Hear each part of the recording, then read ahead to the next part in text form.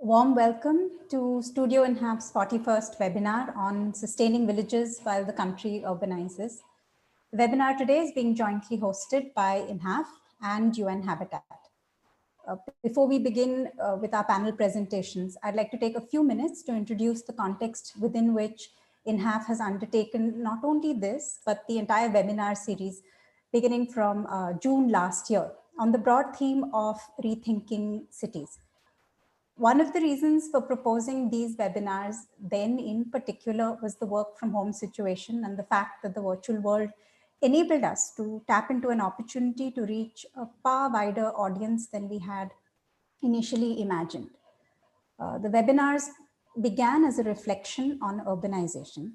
The record of channeling urban growth and managing development is a story of lost opportunity, neglect, and mismanagement.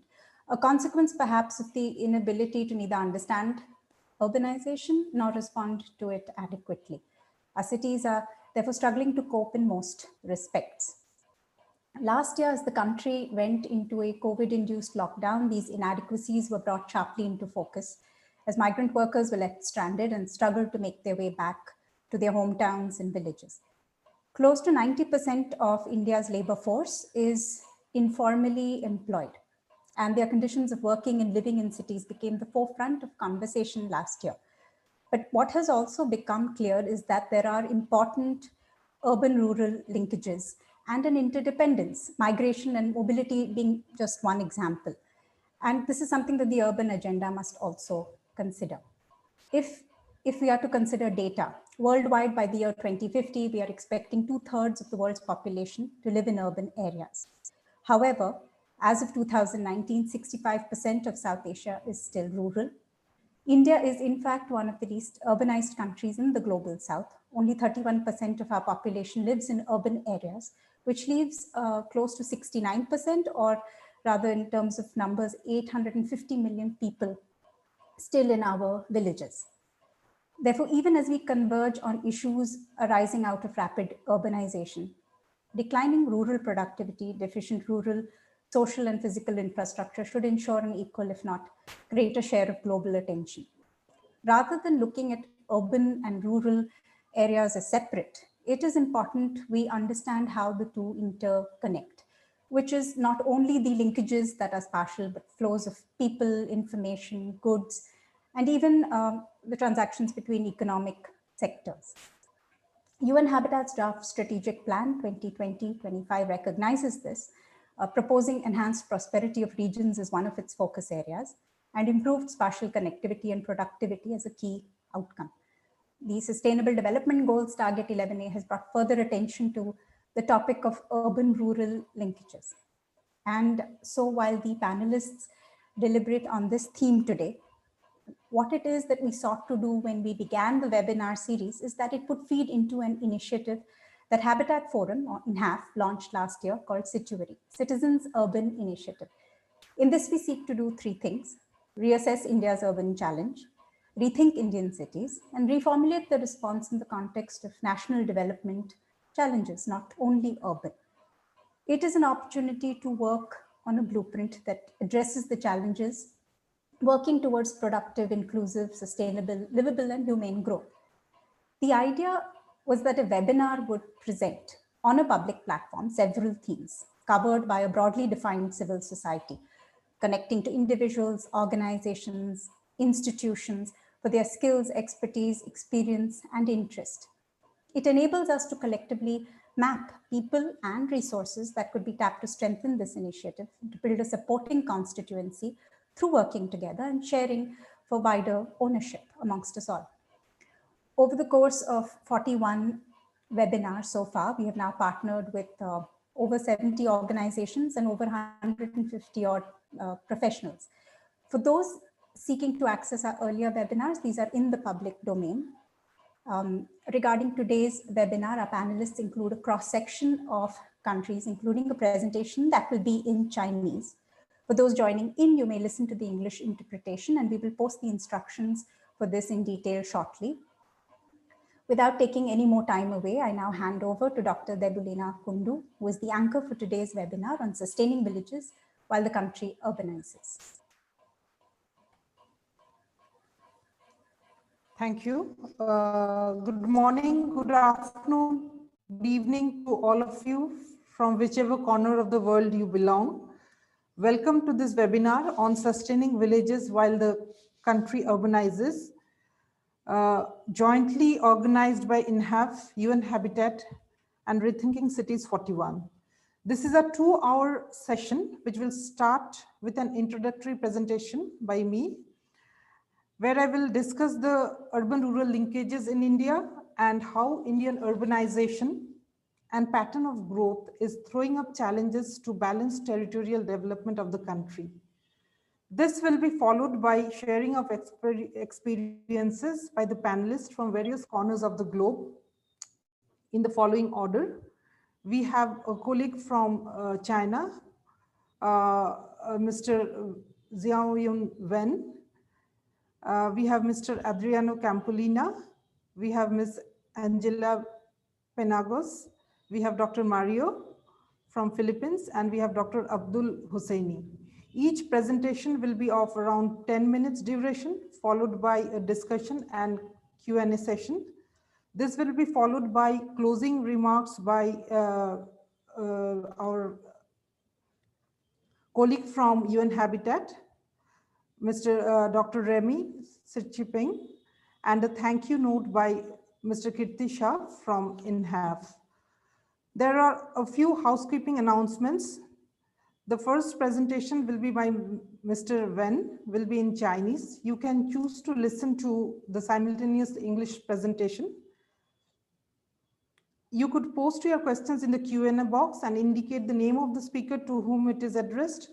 Comments could be put in the chat box. Your questions will be answered after the presentations during the discussion session. And the first two speakers, since they have to leave early, we will take their questions after the first and the second presentations.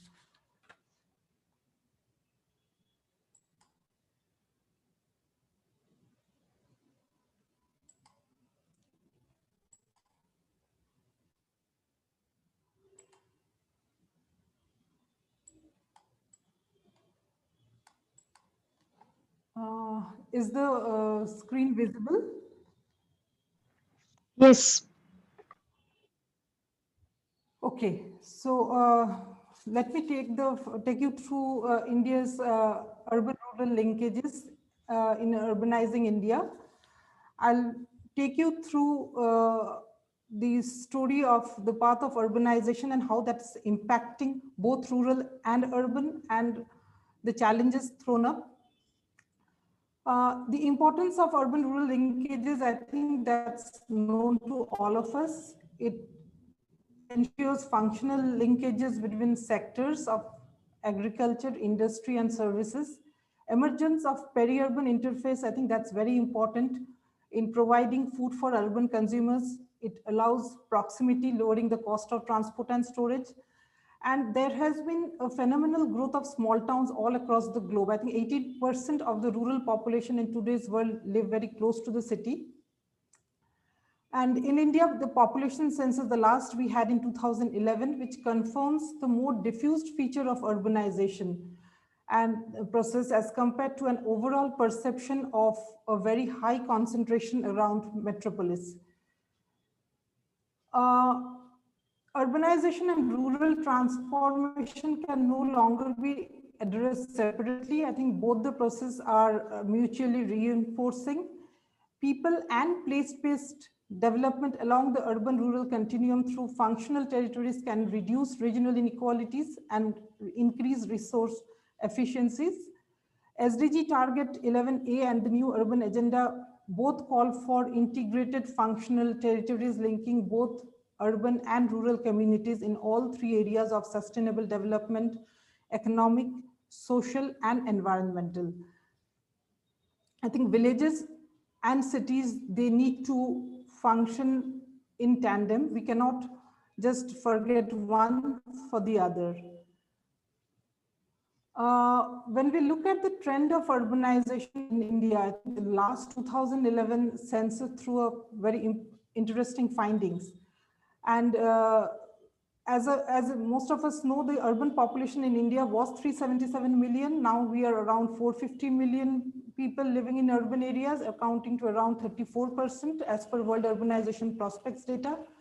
And the Ministry of Health and Family Welfare, they also brought out a projection by which by 2036, India's urban population is expected to cross 600 million with a 40% level of urbanization.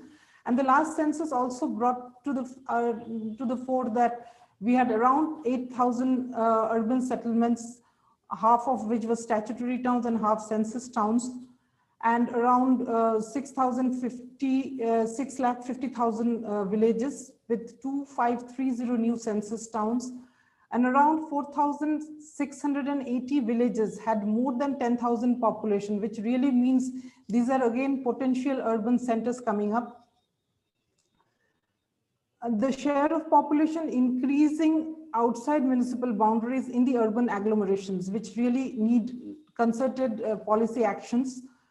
We also found that peri-urban areas in 11 metropolitan cities have more than 50% of the total population. And if one looks at the availability of infrastructural facilities, we find that to decline away from the core city, and the coverage becomes more akin to low services in rural areas. So the peri-urban areas and rural areas, they are more or less similar. And when we look at the urban footprint, we find that Indian urbanization is far more than the official estimates. The map here was brought out by the Economic Survey a few years back, which really confirms the fact that India is more urban than the official estimates thrown up by the census authorities. Here I try to explain the decadal increment in population. Increment in urban population is systematically rising and estimated to surpass rural in the decade 2011-20. This is again, this has been calculated from the World Urbanization Prospects 2018. And when we look at the decadal population growth rate, we find that systematically urban growth rate has been higher than rural. And in the 80s, where we recorded the highest urban growth, since then there has been a systematic decline. In the last decade, there was a slight increase, and that was basically because of the addition of 2,530 new census towns. And all the growth rates, rural, urban, is declining and is expected to decline in the near future. But still, because our population base is very high, the total number in absolute terms really adds up to 106 million in the next decade. And the addition to the urban areas will be much more than the rural areas. Now, when we talk about definition, I'll just go very fast over here. Most of us are aware that we have statutory towns and census towns. And census towns need to satisfy 500 inhabitants, at least 75% of the main workers in non-agriculture, and 400 persons per square kilometer as density. And various urban definitions have really brought out the fact that we are much more urban, as I mentioned in the previous slide. By administrative definition, we are only 26% urban when we do not take into consideration the outgrowths and the census towns. And in the last decade, the urbanization which has happened is basically because of the emergence of the census towns, which are actually settlements which are rural. They are still being governed by the Ministry of Rural Development, but they have assumed characteristics to satisfy the census definition. So these settlements really need a lot of policy focus in terms of the development. And they are also very important in terms of urban-rural linkages, because they are still rural in most of their aspects. And by various definitions, India's population is estimated to between 26% and 78% urban. And when we look at the massive rural-urban migration, generally we think that urbanization is happening because of a lot many people coming from the rural areas to urban areas in search of jobs and better lives. But that is, if one looks at the data, I think that's a myth, because rural to rural migration is the most dominant stream of internal migration in India. And rural urban stream has remained low and stagnant since 1981 as urbanization has become very exclusionary. And it's the seasonal or the short-term flow of rural migration which is very dominant. And between 2001 and 11, the share of urban migrants to total internal migrants increased sharply, which means that we are going for more selective migration process where the skilled and the educated within the urban community, they move from one small town or an intermediate town to a big city.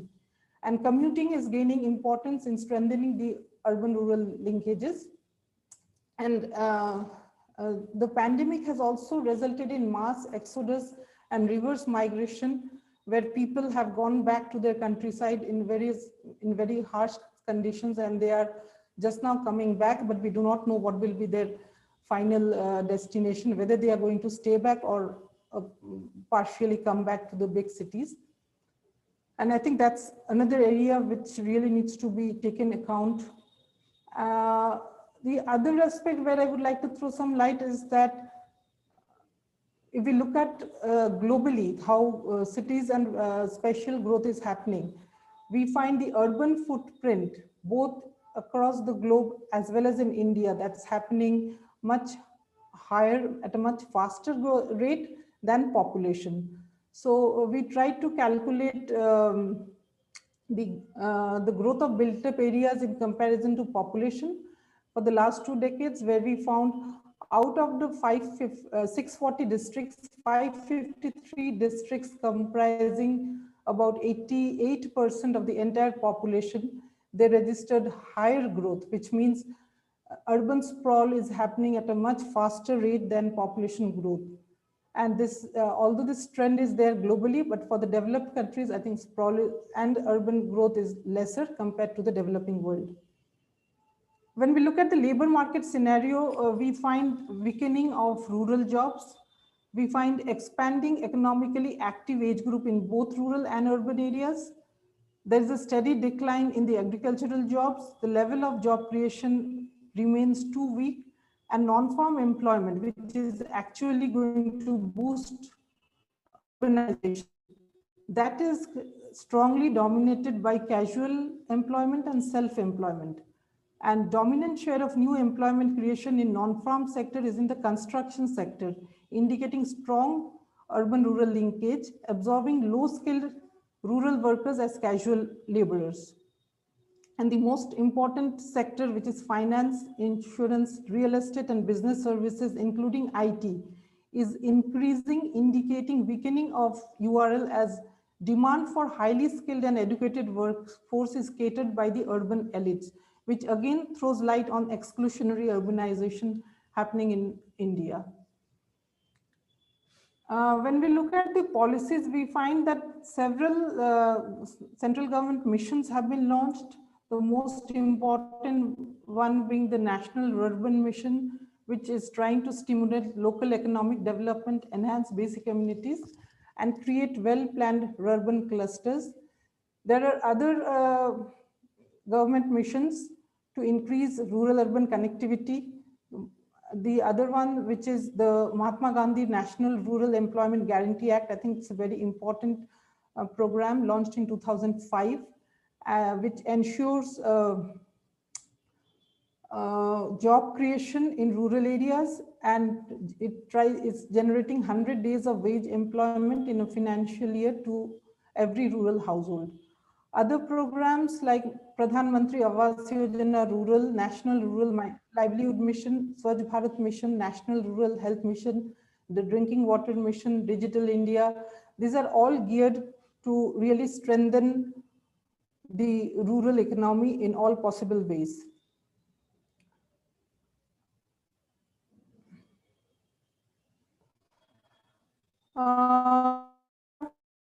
recent initiatives to strengthen urban-rural linkages in the post-pandemic scenario. The country launched One Nation, One Ration card for 69, which is likely to help 69 crore migrant workers in 32 states to help them in accessing the public distribution system. So in a family, if one person has moved out of his native place to an urban center, he will still have access to the public distribution system.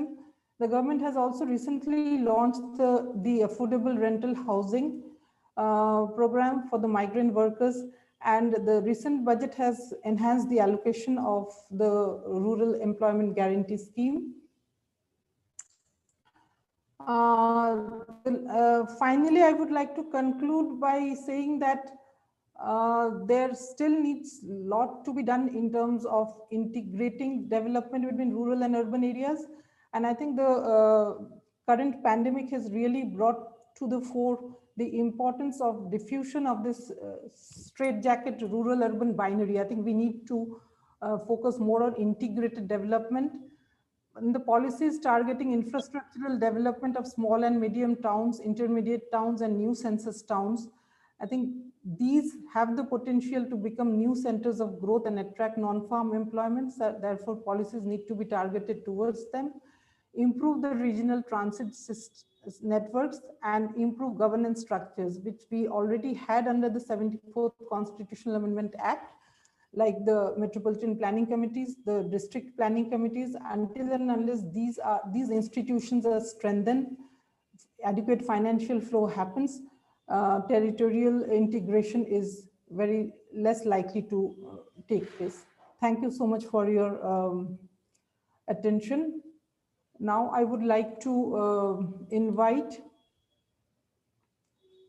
our next speaker, Mr. Wen, and we have our colleague from UN Habitat who will be interpreting. 尊敬的科蒂先生、雷米博士、德布丽娜博士、各位嘉宾，大家晚上好。Dear Mr. Kurdi, Dr. Rami, and Dr. Debolina, fellow speakers, good evening, everyone. 非常荣幸受邀参加此次网络研讨会，就在国家城市化的同时，维持乡村发展的主题与大家进行交流探讨。 It's a great honor to join this webinar and discuss the topic sustaining villages while the country urbanises.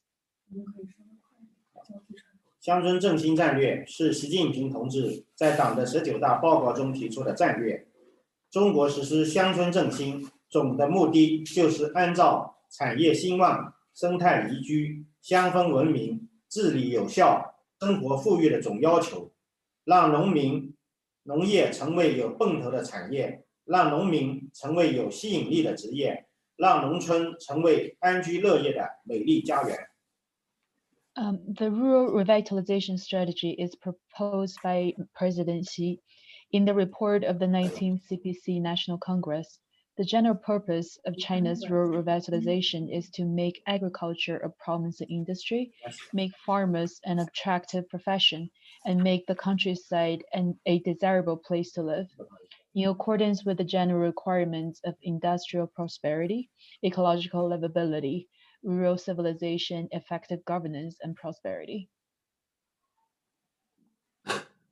松阳是中国东部沿海地区，属于长三角与台湾海峡西岸两大区域的交界地带，地处浙江西南部，距离上海约4小时车程，常住人口20万，其中农村常住人口10万，占比在50%。2020年 GDP 为119.49亿元，山多地少，是中国典型的山区县。近年来，松阳发挥乡村生态、生产、生活、文化的资源优势，积极开展乡村经济、社会、文化创新发展的探索和实践，初步走出一条城市与乡村互融、互促、互补的发展的乡村振兴之路。 Songyang is located in the southwest of Zhejiang province, about 3 hours drive to Hangzhou. It has a resident population of 200,000, of which a rural population is 100,000, accounting for 50% of the population. It is a typical mountain town in China. In recent years, based on the profound rural resources and rural culture, Songyang County has actively carried out the exploration practice of rural economic innovation and development, and has initially embarked on a rural revitalization journey, on which cities and rural areas integrate with each other, promote and complement each other. 我们持续实施乡村振兴战略。松阳县政府在乡村振兴战略实施过程中，积极在乡村产业、乡村环境、公共服务等方面给予大力推进。 We continue to implement the rural revitalization strategy. During its implementation, vigorous achievement was made in rural industry, rural environment, and public services. 乡村产业高质高效，我们做大做强茶叶、香榧、油茶等富民产业，种植面积分别达13.45万亩、8.4万亩、10.6万亩。松阳成为全国名茶之乡，全国茶产业强县，拥有全国最大的绿茶产地市场。截至目前， 全县茶产业亩均产值已超1.1万元，全产业链产值达122亿元。同时，我们积极推进民宿、电子商务等产业。 In terms of rural industries, we have expanded and strengthened industries such as tea, teraya, and camellia oil. The planting area reached 134,500 acres, 84,000 acres, and 106 acres respectively.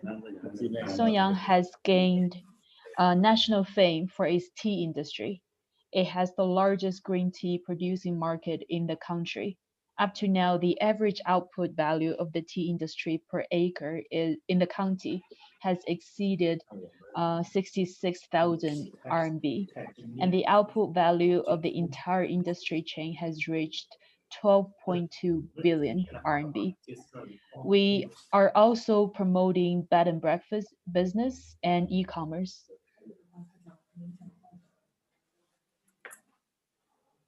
美丽乡村宜居宜业，通过因村制宜，美化、洁化、绿化乡村，打造一批美丽乡村精品线路，推动美丽乡村转化为美丽经济。2020年，我们旅游接待人次为536.3万人次，旅游收入达55.1亿元人民币。 In terms of rural environment, through park-style planning and greening of the countryside, we have developed beautiful village routes. In 2020, Songyang attracted 5.363 million tourists, and our tourism venue reached 5.51 billion RMB. 公共服务优质均衡，深化公共卫生服务 和家庭签约医生服务，全县家庭医生签约10万余人次，签约率达52%。积极发展乡村教育工作，义务教育标准化学校达100%，推进城乡居民基本医疗保险参保率达99%，特别是困难群众保险参保率全覆盖。 We also have high quality and balanced public services. We've been working on improving public health services and signing more family doctors. There are over 100,000 family doctors in Songyang with a signing rate of 52%. Rural education is also our focus. Standardized schools for compulsory education have reached 100%. For medical insurance, basic participation rate has reached 99%, with full coverage for those living in poverty. 我们持续推进城乡融合发展，在乡村衰败的情况下，如何推进城乡融合是我们政府重要的研究课题。松阳县通过上山致富、下山脱贫两个行动，实现城乡资源互相流动、互动发展。We continue to promote the integrated development of urban rural areas. How to achieve this in the general context of rural decline is the main challenge for us. Songyang County realizes the mutual flow of urban and rural resources and interactive development through going up the mountain to get rich and going down the mountain for poverty alleviation. 一方面，我们实施上山致富行动，我们大力支持工商资本、优秀青年上山创业、发展产业。目前，全县203个村，半数以上的村植入了生态农业、精品民宿、特色工坊等新业态，掀起了上山致富的新浪潮。近3年，全县农民收入年均增长率达10.3%，增速位居浙江省前列。On the one hand, with going up the mountain to get rich strategy, we support investment and entrepreneurship. At present, more than half of the villages in the county have started businesses such as ecological agriculture, bed and breakfast industry, and ecological workshops. In the past 3 years, the average annual growth rate of farmers' income has reached 10.3%, among the highest in Zhejiang province.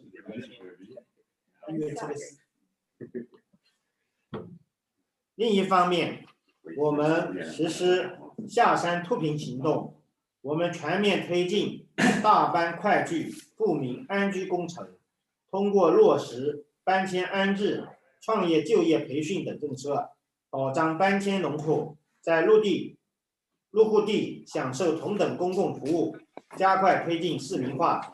截止目前，全县累计完成搬迁农户1.056万户，3.468万人。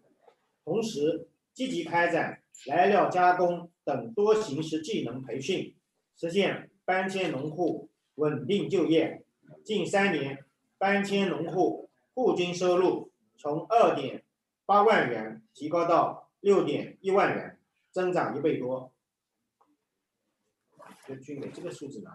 On the other hand, with going down the mountain for poverty reduction through the implementation of relocation and resettlement, entrepreneurship and employment training, and other policies, we have ensured that relocated farmers enjoy the same public services in the resettlement area and accelerate the promotion of citizenship.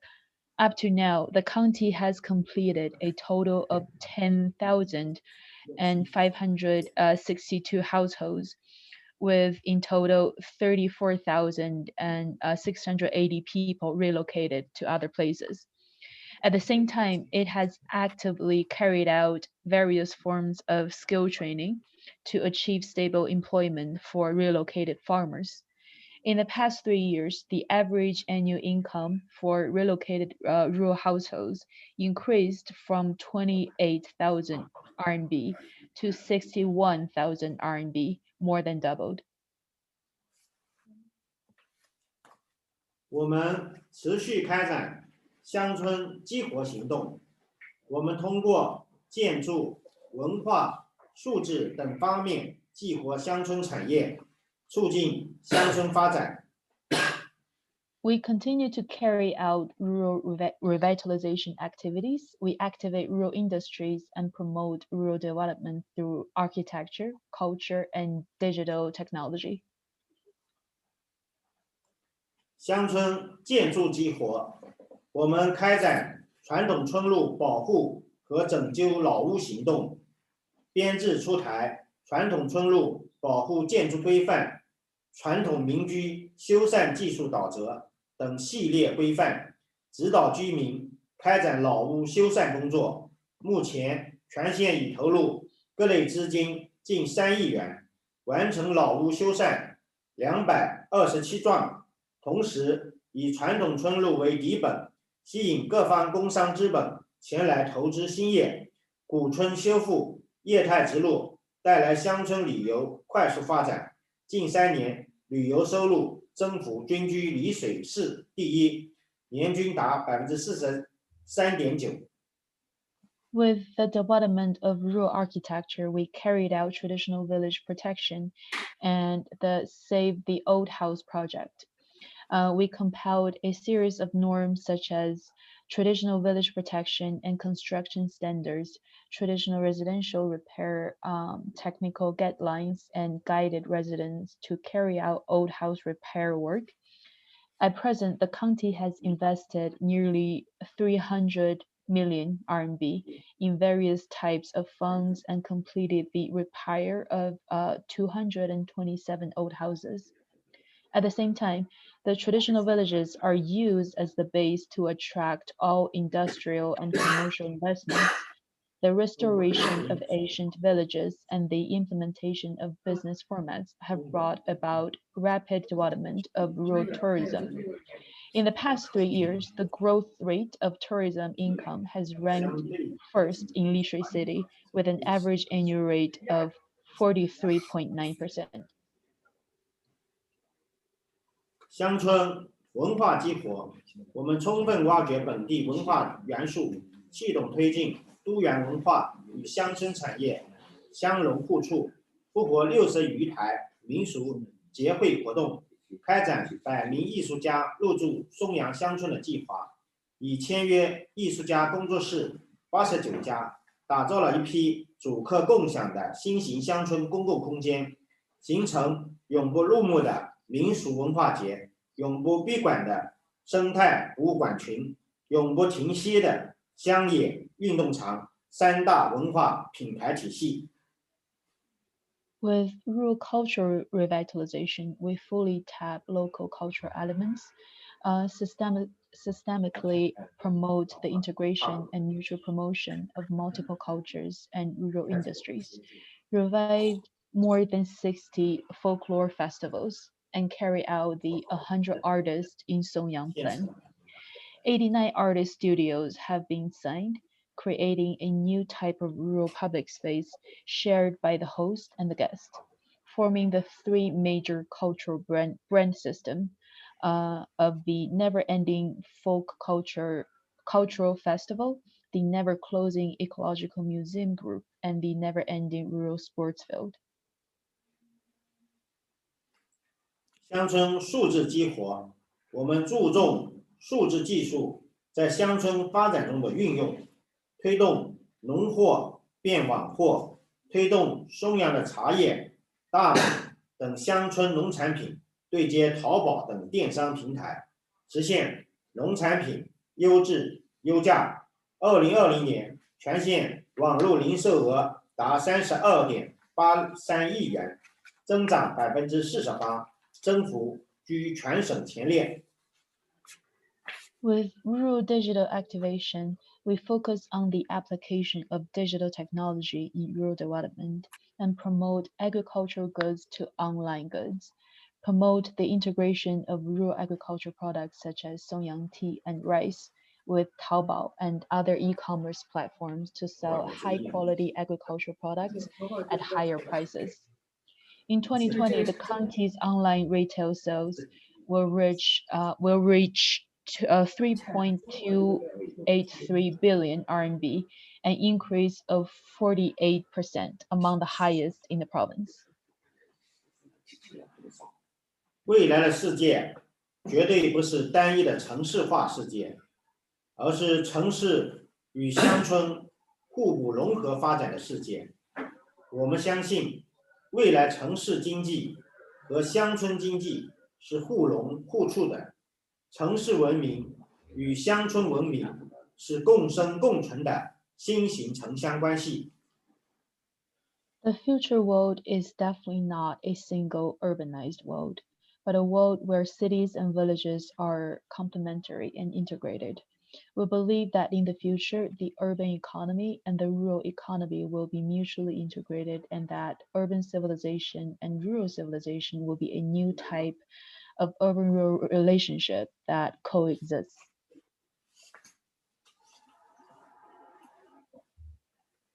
女士们、先生们，人类是一个休戚与共的命运共同体。我们坚信，在我们共同的努力下，乡村发展会有更美好的明天。Ladies and gentlemen, we are a community with a shared future. We firmly believe that with our joint efforts, rural development will have a better tomorrow. Thank you.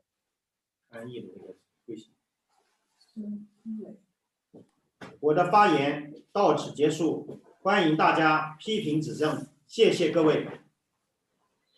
This is the end of my speech. If you have any questions, feel free to raise them during the Q&A session. Thank you all. 中国人太谦虚了，要批评已经说得很好了，干嘛批评？谢谢你们先。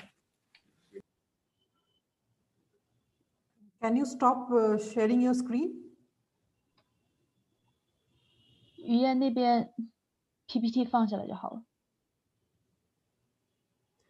Thank you so much, Mr. Wen. You are in charge of the agriculture and rural development, health, education, medical insurance, and Red Cross. I think your presentation really brought out your expertise in various areas of rural development to us. Now we have with us Mr. Adriano Campolina, who is the Senior Policy Officer, FAO. Prior to this position, he was the Chief Executive Secretary General of ActionAid International. He is an agronomist by training and has over 25 years of work experience. He was also part of a national network on sustainable agriculture with strong emphasis on development and conservation of agro-biodiversity, including participation on global negotiations on biodiversity and for farmers' rights led by FAO. Mr. Campolina, the floor is yours. You have 10 minutes for your speech.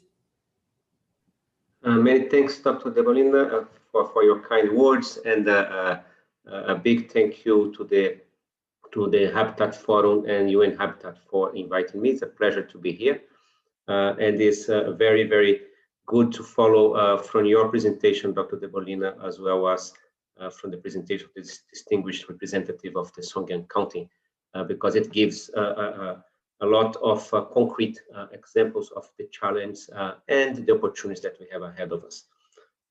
So let me start by saying that, okay, fine. Just making sure that the slides are going well. So let me start by talking quickly about the rural-urban linkage, because I think that's quite crucial. Sadly, traditional development has often favored urban centers as the powerhouse for economic development. Urban areas tend to have higher levels of investment and higher quality services from infrastructure to education, healthcare, social protection, as opposed to rural areas. This dichotomy has been quite strong on development policies, as in many cases you would see rural areas being seen only as recipient of agricultural policies, as opposed to have an integrated perspective of the different areas and different needs of the people that live in rural areas. And reversely, urban areas would have very little emphasis on issues such as food systems, healthy diets, and so on and so forth. So that dichotomy, that separation of rural and urban in different sectors with different policies, with different institutions, has definitely increased inequalities between rural and urban, and also have contributed to the continuation of poverty. We also believe that it's crucial to uncover the potential of small cities and their connections with rural areas, that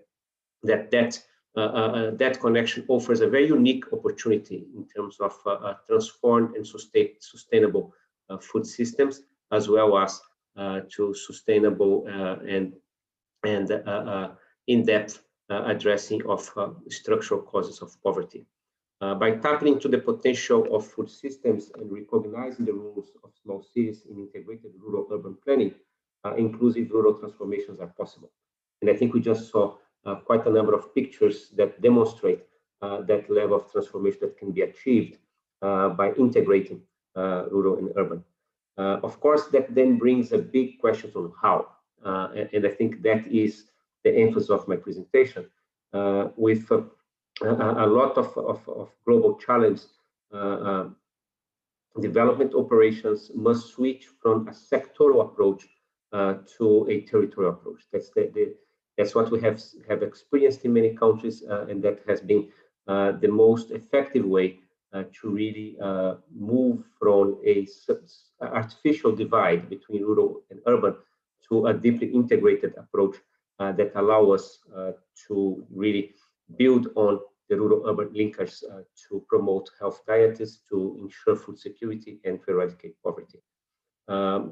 Actually, just to reflect a little bit on how we define the territorial development, let me make reference to this collective creation, and many colleagues that are around the table today have been part of it, that we have done between CIRAD, FAO, OECD, UNCDF, NEPAD, BMZ, GIZ, AFD, European Commissions, and others joined us later, such as UN Habitat and other colleagues.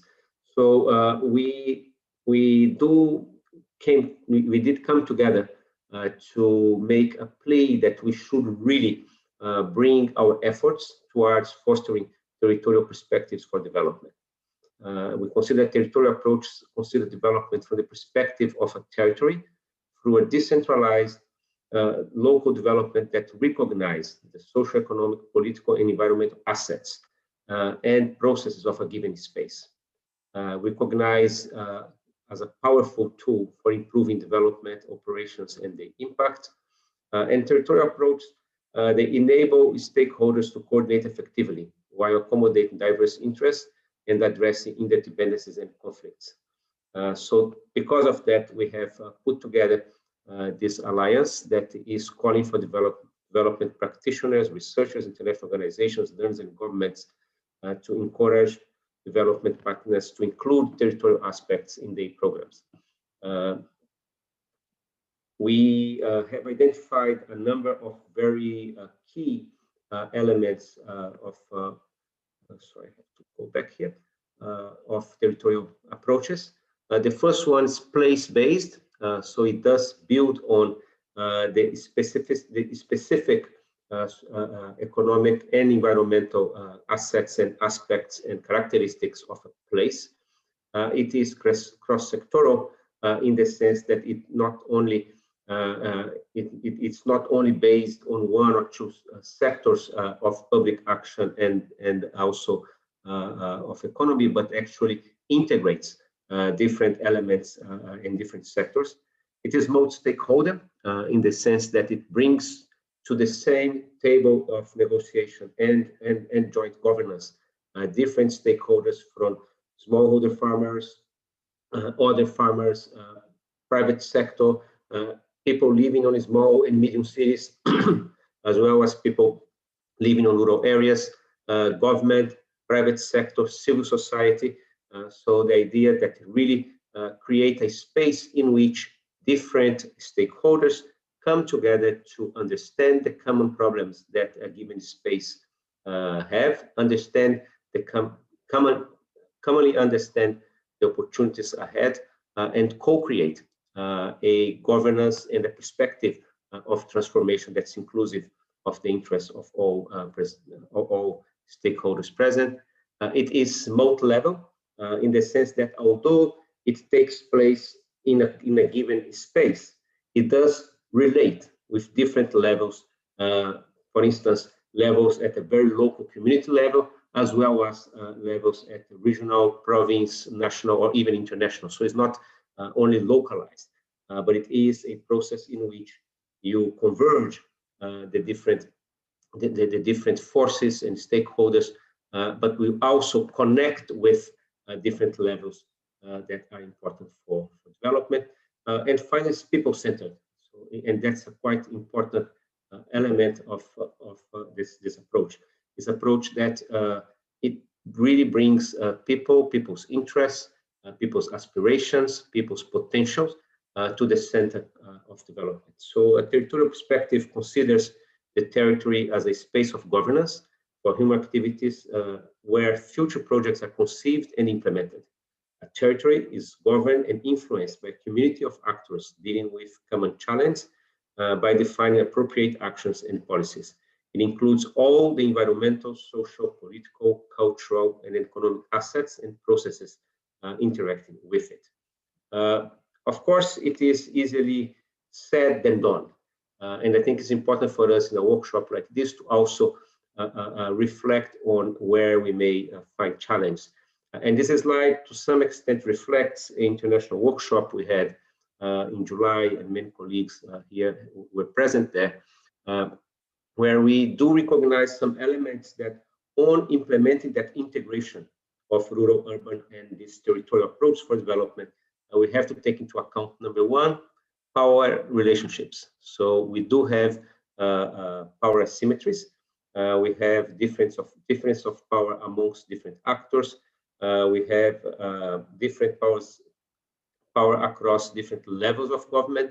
We have issues related to whose rights and whose voice takes precedence. So it's very important on implementing such approaches to be aware and to prepare. So we cannot have a multi-stakeholder dialogue, just calling people to come on the same day around the same table. There's a process of preparation, of empowerment, particularly of the most vulnerable, to make sure that their participation is part of a process of transforming power relationships.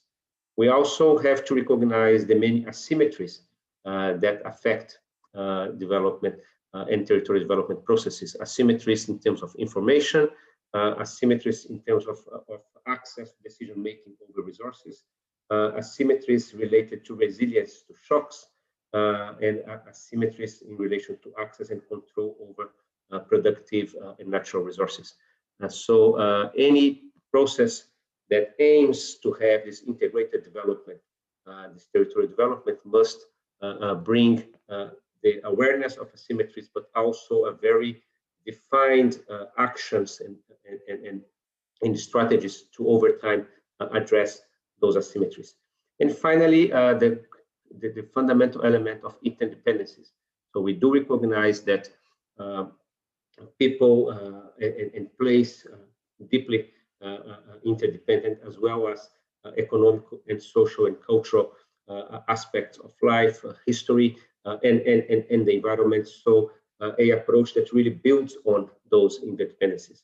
When we met last July, we did also reflect the most common challenge that we do face, and we'll just mention 2 or 3. The one is related to capacity.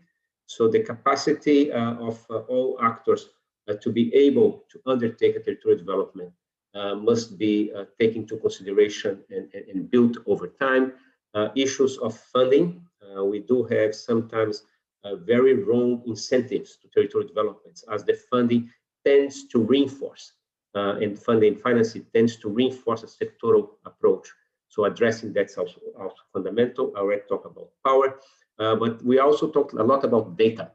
And there is a gap in terms of adequate territorial level data that would allow us to keep moving that. So I think on proposing this territorial approach, we also want to propose a greater emphasis on addressing those bottlenecks. In practice, it's important to recognize that different interests exist in a given territory, that this territorial development happens in a moment where we have many other trends taking place, such as climate change, population migration, population change, migration that we have to take into consideration. We have to also try to understand what are the interests, trends, challenges, and potentials, and future needs of the stakeholders in the area. So it should not be stop on time, but try to look at the future as well. Promote dialogue between stakeholders, engage different levels and types of governance, develop scenarios for the long term, and also consider all sectors and their interests. I just want to conclude by saying that there has been a few methodologies being developed by FAO and many others. But as I conclude, let me just say that in a context where we have quite complex crises facing us, from climate change to rapid urbanization, to the issues related to now the pandemic, to the type of economic development, it is simply impossible to achieve the ambition of the Sustainable Development Goals without a profound transformation on our approach to development, a transformation in which we will move towards integrating sectors, we move towards really creating a process in which we integratedly address all the aspects that are part of our ambitious agenda for 2030. And we believe that territorial perspectives to development are the right response to do that and to address this relationship between rural areas, small villages, small cities, medium cities. And we'll be very happy to take questions when they come. Thank you very much. Thank you very much, Mr. Adriano Campolina, for your excellent interventions. Before we go to the next speaker, I think because both of you need to leave, I have one question to each of you, and then we can go to the Q&A, and you can answer the questions which have been posted by the participants. So my first comment goes to our colleague from Songyang County, who did mention that Songyang has a very vibrant digital tech-driven rural industry, rural tourism, balanced public services, poverty elevation measures are also there. So I would like to understand that then what is driving China's urbanization? As far as my knowledge goes, it's the basic driver for China's urbanization is rural to urban migration. So how would you explain this trend? And the next question is to Mr. Campolina. This is again, in one of your slides, you did mention about power relationships, asymmetries, and interdependencies, which are strongly impacting territorial development. So among these three, which do you think to be the most important driver, or how would you explain? Thank you. And let me also go to the questions. There's one question from Dr. Shankara Prasad, which is again directed to our colleague from China. Do you have internet connectivity in these villages for e-commerce? How have you connected every house with optical fiber? And the next two questions are directed to our colleague from FAO. Wahabao Kalfauni, this person wants to know more about the role of community participation activities in the development strategies. Who are the main actors and how funds are being organized to approach the goals? And the second question is from an anonymous attendee who says agriculture is the main backbone in villages. In this climate change, is it feasible to practice sustainable organic farming? The floor is yours, the two speakers, panelists. Anyone could go at first.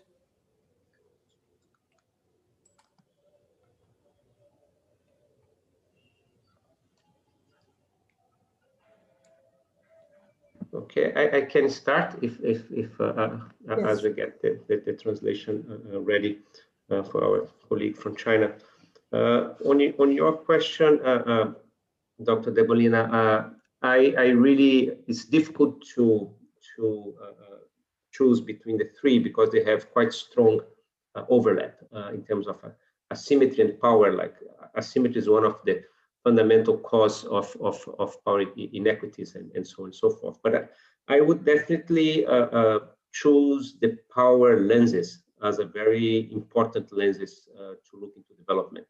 And I think on many of the development discourse and narratives, we have underestimated the importance of understanding power relations and to be extremely driven from the very beginning on how to address those power relations, because we can do an intervention, a short-term intervention. If you don't address power relations, that intervention will be captured sooner or later by the most powerful. So I think the understanding of the origins and the structure of power inequities and addressing it and having a clear, explicit objective of addressing those inequities from the beginning of any development process is quite crucial. By the end of the day, who sits on the driver's seat has a very, very important role on defining where the bus ends.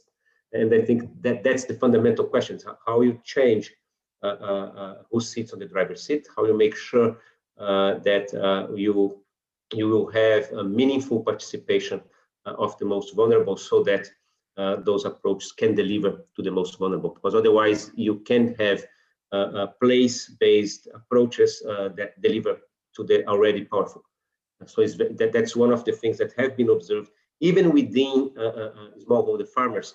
There are power relations and there are power differences, and being very, very sensitive to that for me is a fundamental priority if you want those approaches to deliver to reducing inequalities and fighting the structural causes of poverty. The two questions from the Q&A, I think the first one I already kind of talk about it. I think the role of community participation is central to define agency, to define or to redefine agency, and to have a transformative agency. So I think the role of community participation is absolutely crucial, should be at the center of these processes. And of course, this participation of community doesn't happen in a vacuum. It happens in an environment where you have many other power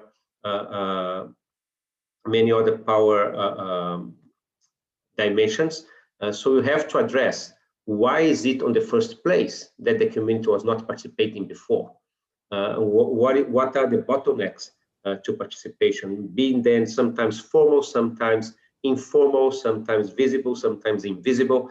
So trying to understand those impediments to participation is quite important. Because sometimes let's say, let's have participation, but without addressing that, you cannot do. And I also think community participation has a fundamental role of preparing for multi-stakeholder dialogue, to make sure that vulnerable groups, when they come to a collective process of negotiation, they are sufficiently empowered to participate and to make sure that their voice will not just be tokenistic heard, but will be seriously taken into consideration when it comes to the real power-related issues, such as where the money goes, what projects are funded, what processes are prioritized.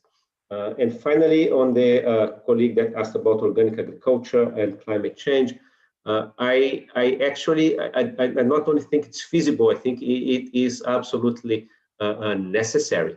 Because otherwise climate change gets worse. One of the main contributors to climate change and to carbon emissions is some types of agriculture. So therefore, transforming agriculture and incentivizing sustainable agriculture is absolutely crucial part of both mitigating and as well as adapting to climate change. So I think it is a crucial area, which does require integrated support as well, from access to markets, to training, to access to inputs, and so on and so forth. So, but I would say yes, definitely very important. So thank you, Mr. Campolina. while you were addressing the questions, I think a few more questions have come up.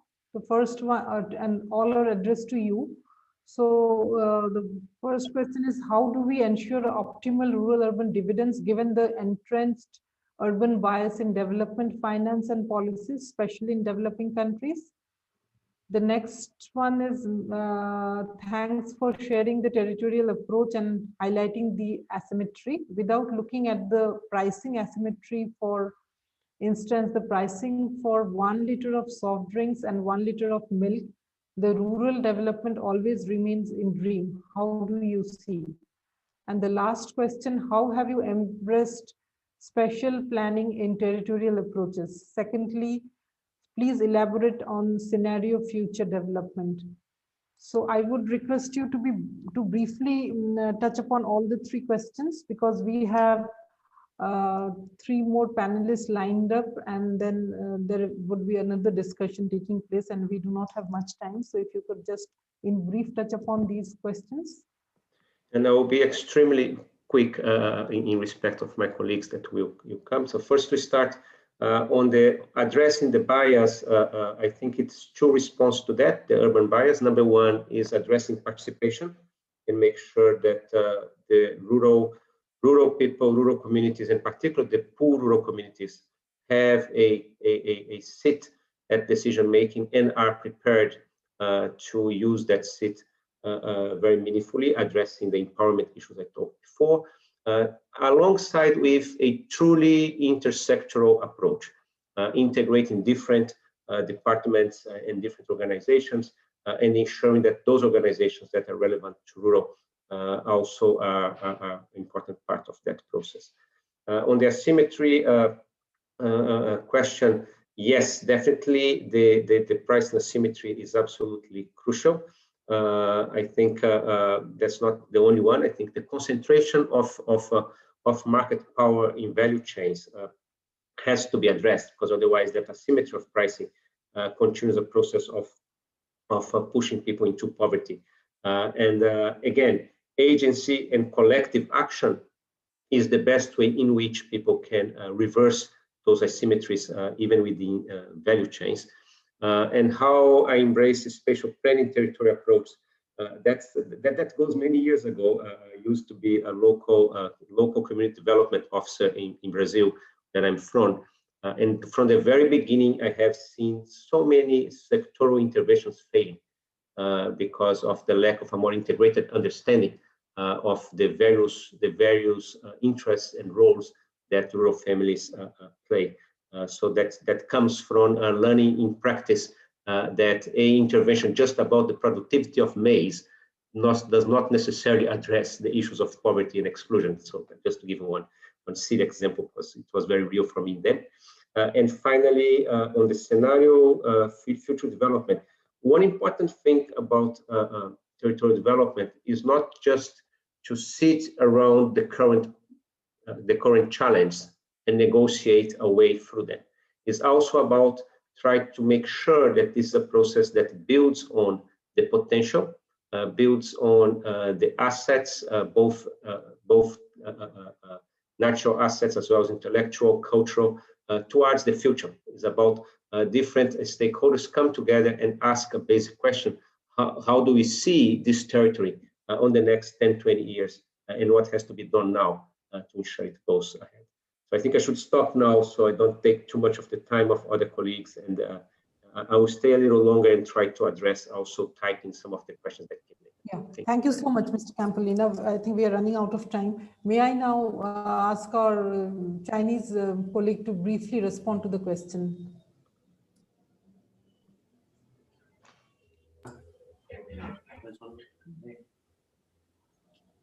各位领导、各位博士，温县长呢，因为有其他会议我是他的助手。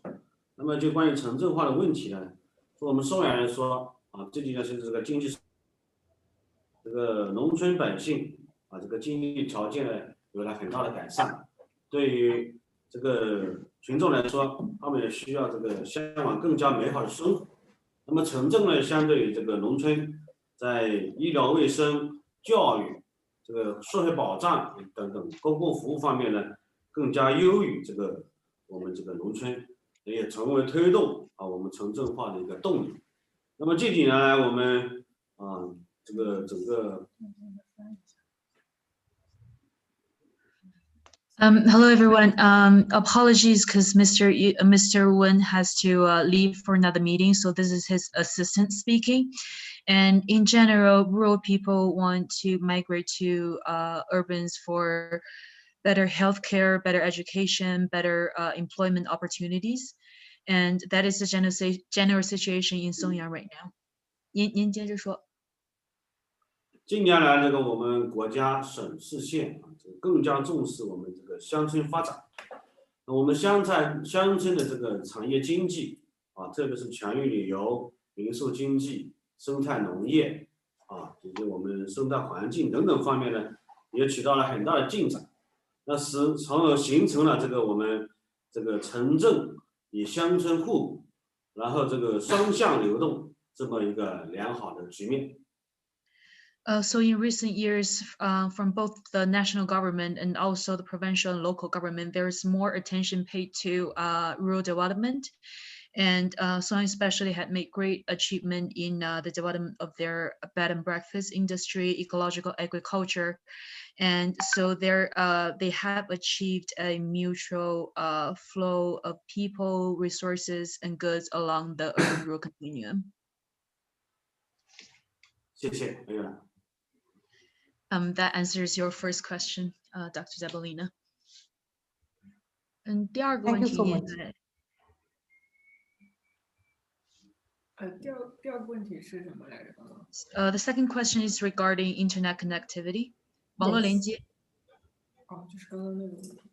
那个电信的问题。对。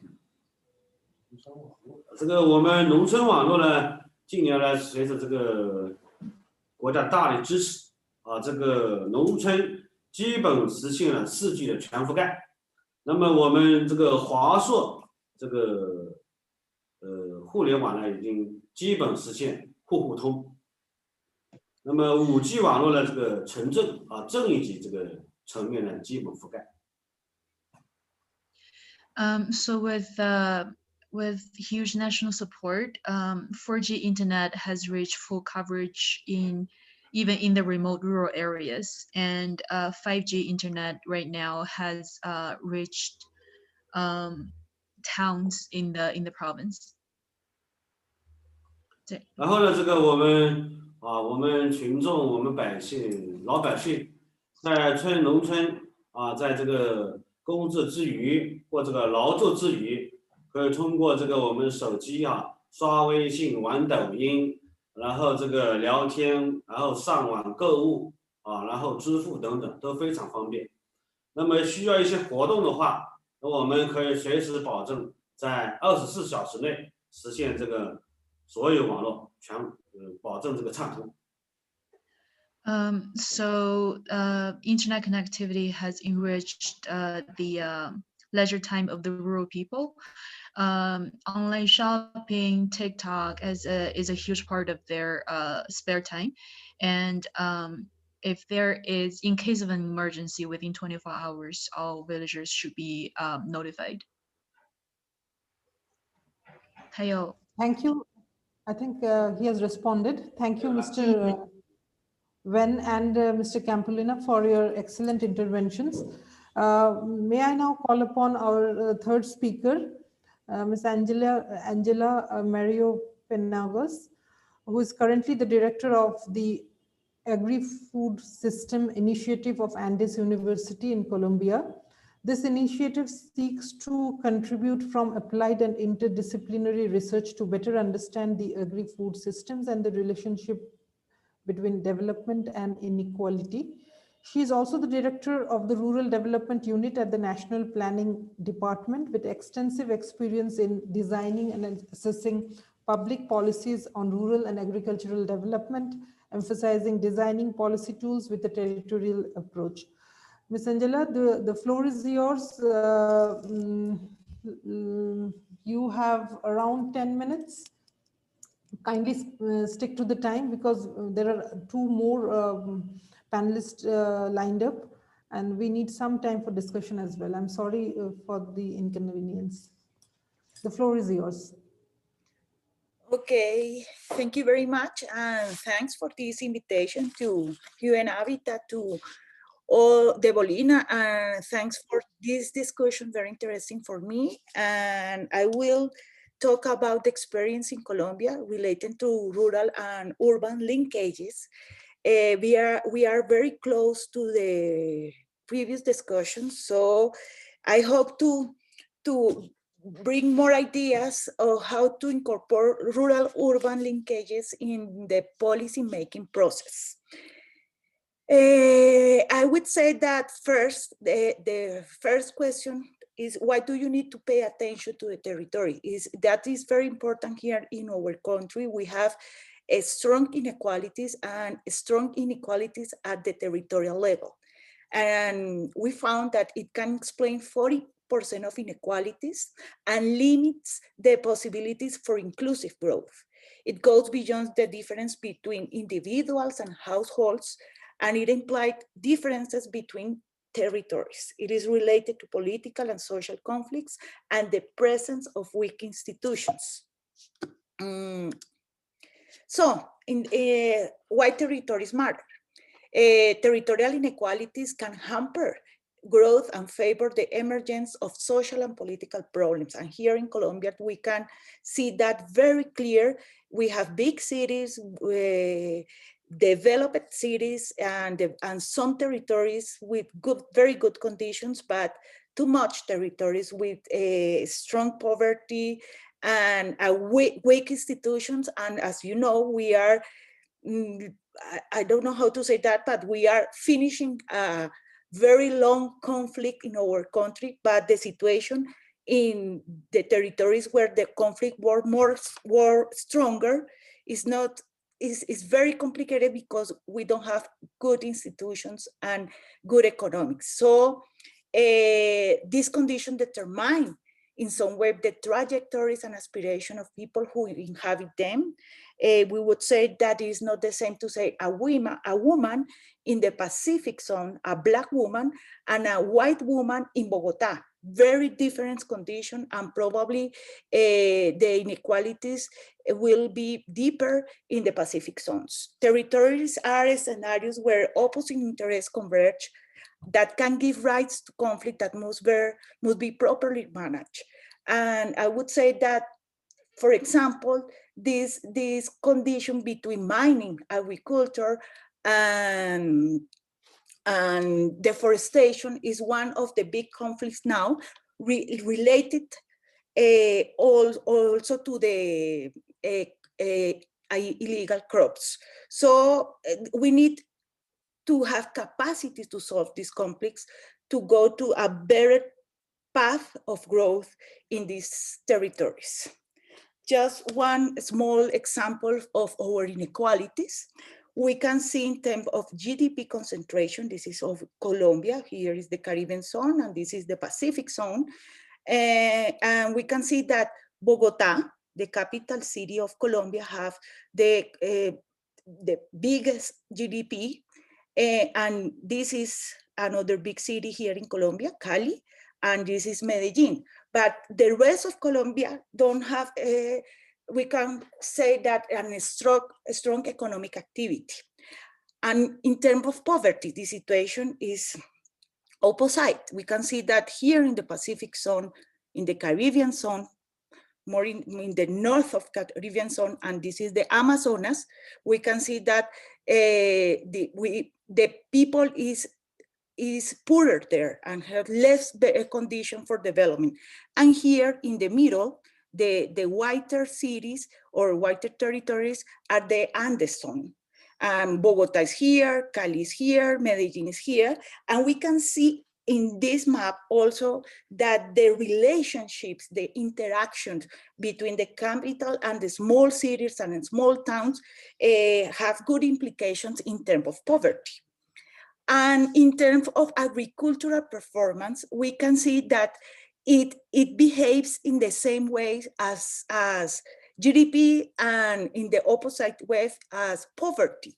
Here in the Andes zone, the green municipalities have the best performance in terms of agriculture. And that is related to the links, the urban and rural links to the big city that have strong economies. And the blue zones and the yellow zones have the not a very good performance. Probably it is related to the weak capacity of the institutions that had presence in that zones. Considering that, sorry, we have been working a lot of time how to advance in a better territorial performance.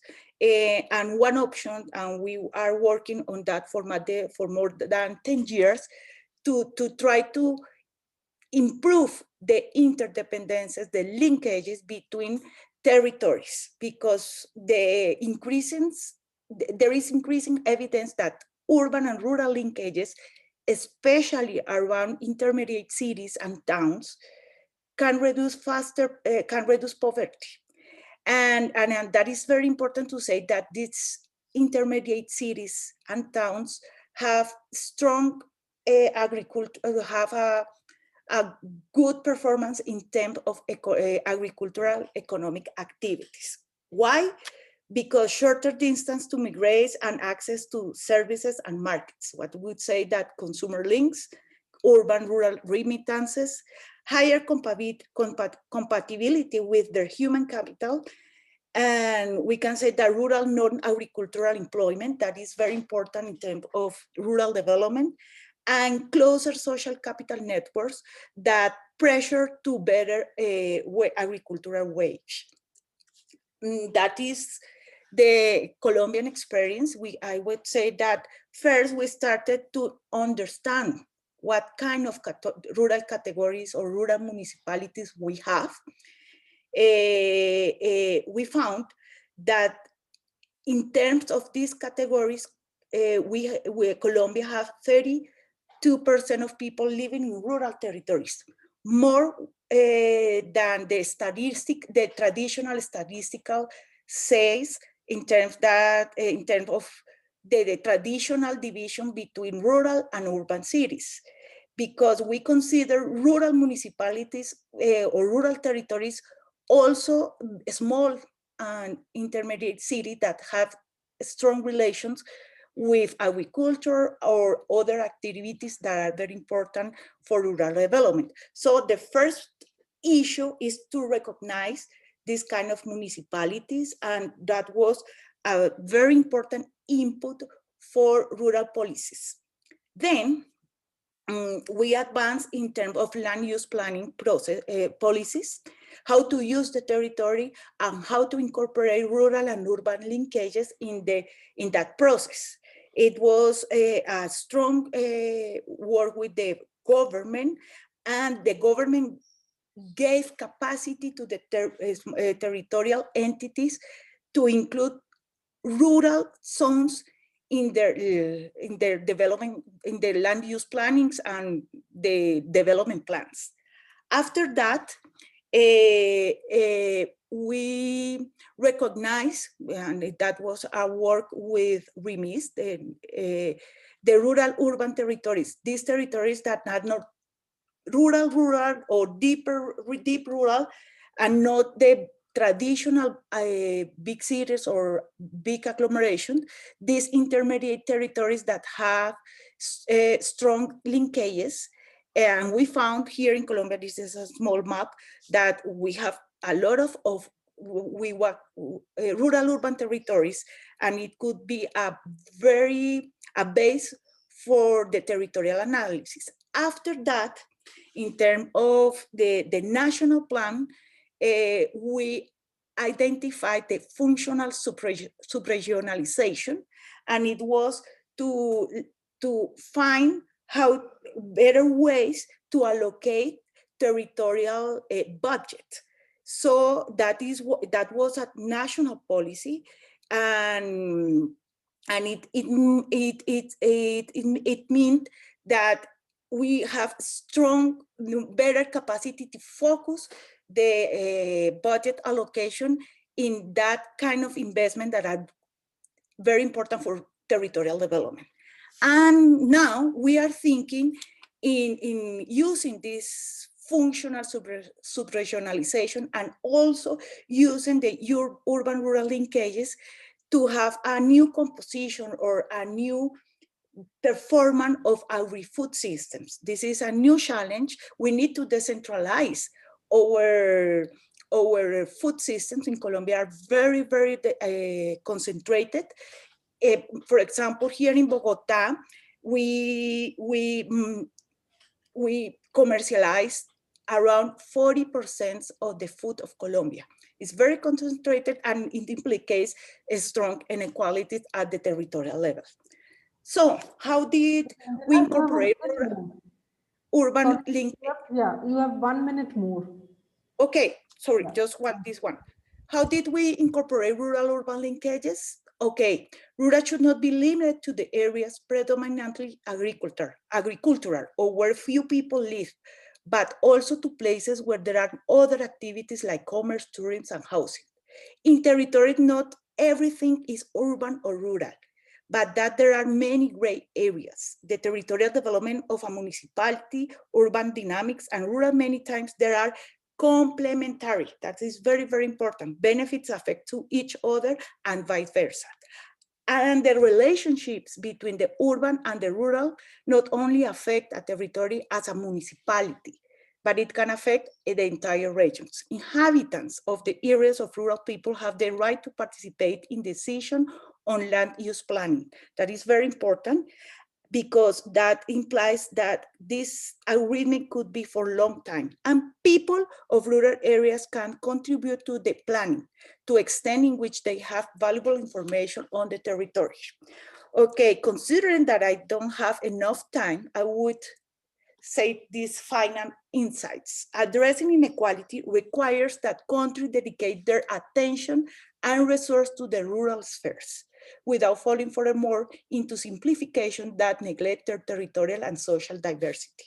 This implies that governments and their institutions develop policies and instruments that expressly reflect their commitment through institutional arrangement and specific budgets. That is what it says, and therefore we needed the sub-regional sub-regions at the whole territory. And in many of the rural territories, there are overlapping interests related to power structures that exclude an important group of its inhabitants from decision-making process, creating spaces for development of activities such as illegal mining and illicit crops. There is a positive relationship between the proximity of rural territories to cities, as we can see that in the poverty map, and the development of agri-food systems. In rural urban territories, there are more systematic inclusive growth dynamics, which confirms that the relationship between the size of the city and economic growth is not linear, but it is important. So I hope to contribute to this discussion. Thank you very much. Thank you very much, Ms. Angela. Sorry to rush you through because we need some time for the next two presentations. Now I would like to call upon Dr. Mario Delos, who is presently a professor and former dean of the University of Philippines School of Planning and Regional Planning. He's also the president and chief executive officer of the Center for Neighborhood Studies Philippines and the international co-investigator of the Center for Sustainable Healthy Learning and Learning Cities and Neighborhoods, a project funded by the Global Challenges Research Fund of the UKRI. Professor Mario, the floor is yours. You have 8 to 10 minutes. I'm sorry, but I have to really be very sharp on time. Thank you. Yeah, thank you, Professor Debolina. Can you hear me? Yes, we can. Yeah, so good evening to everyone from this part of the world. We are from the Philippines, and the title of my presentation is on neighborhood governance, barangay approaches and strategies for development. So this, I have to be fast because I have more than 10 slides. This is the content of my presentation. I will not read it, but I will start with with my two next slides, will present to you the maps of that depict the level of urbanization in the country. Like, for example, the 1970, barely 32% or a third of the country's population resided in urban areas.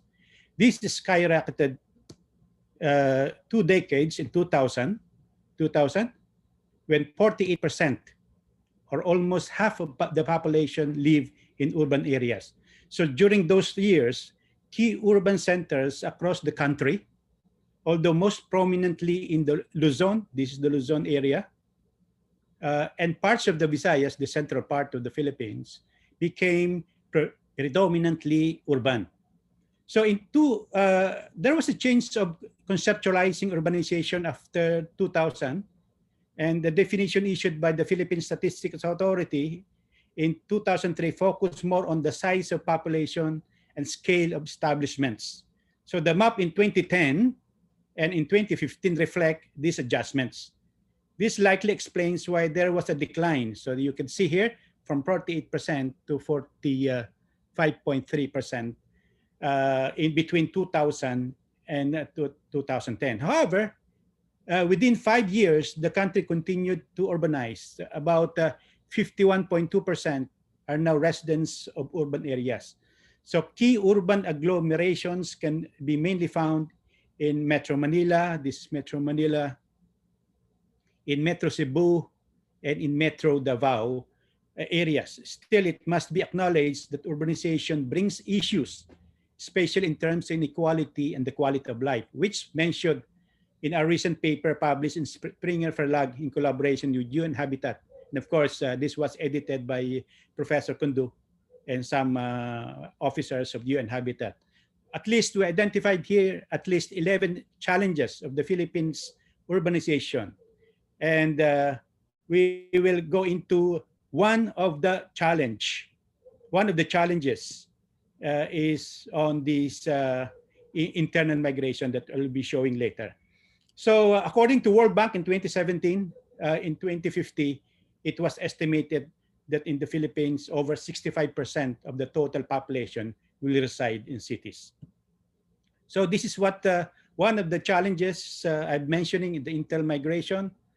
And due to rural and agricultural poverty has driven internal migrants to seek opportunities in urban areas, according to International Office of Migration in 2013, with the lure of quality of education and jobs in cities, especially the youth and the female. So the main destination for long-distance movers are Metro Manila and nearby cities, according to Philippine Statistics Authority in 2012. Aside from this,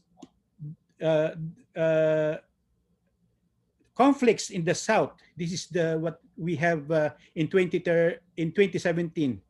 This Marawi siege and devastation of disasters bring about by disasters like typhoons, as you could see here.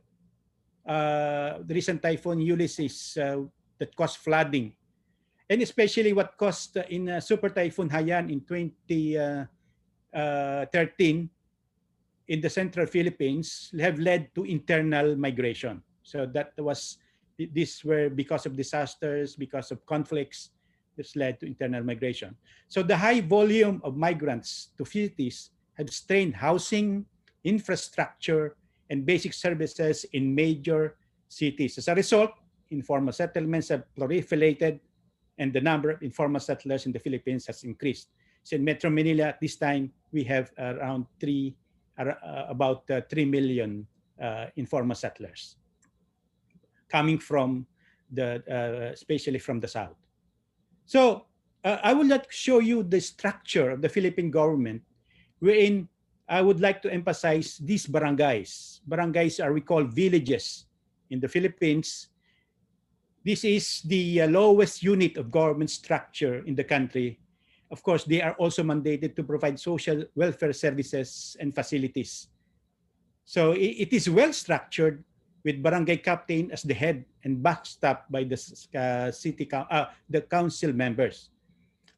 And barangays are also the forefront of national development because they are always being asked by the national government, the provincial government, on different issues, especially at this time of COVID-19. So there are a total of 42,000 barangays in the country, and in Metro Manila alone, there are 1,710 barangays. So I will be mentioning to you the 3 strategies and policies for regional development. The central government under various administrations has crafted strategies and policies that have fundamentally shaped the political and economic development of the region and rural areas. I have identified 3 major strategies and implemented, and these are regionalization, labor export, and decentralization. Regionalization for national development encouraged growth in regions other than the national capital region, which began in the 1970s. Early regional development policies focused on rural development and agricultural development, integrated area development, and environmental protection. The country was subdivided into 17 regions for national development. And of course, other regions are progressing faster than other regions, especially regions near the national capital region. The second strategy and policy strategy is the labor export.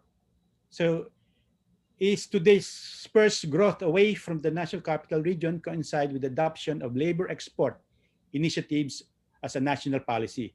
According to the Philippine Statistics Authority, around 2.3 million overseas Filipino workers, or a total of around 18 million Filipinos, are abroad to seek better quality of life. So we could see this in many municipalities in the rural areas where they have increased their quality of life. They have their new houses. They could send their children to the school, in private schools. And according to the former Philippine president, a lady president, President Gloria Macapagal Arroyo, OFWs are the saving grace of the Philippine economy because of the remittances they bring to the nation. It was during at that time that the economy is going down. So these are social. One more minute, please. Okay.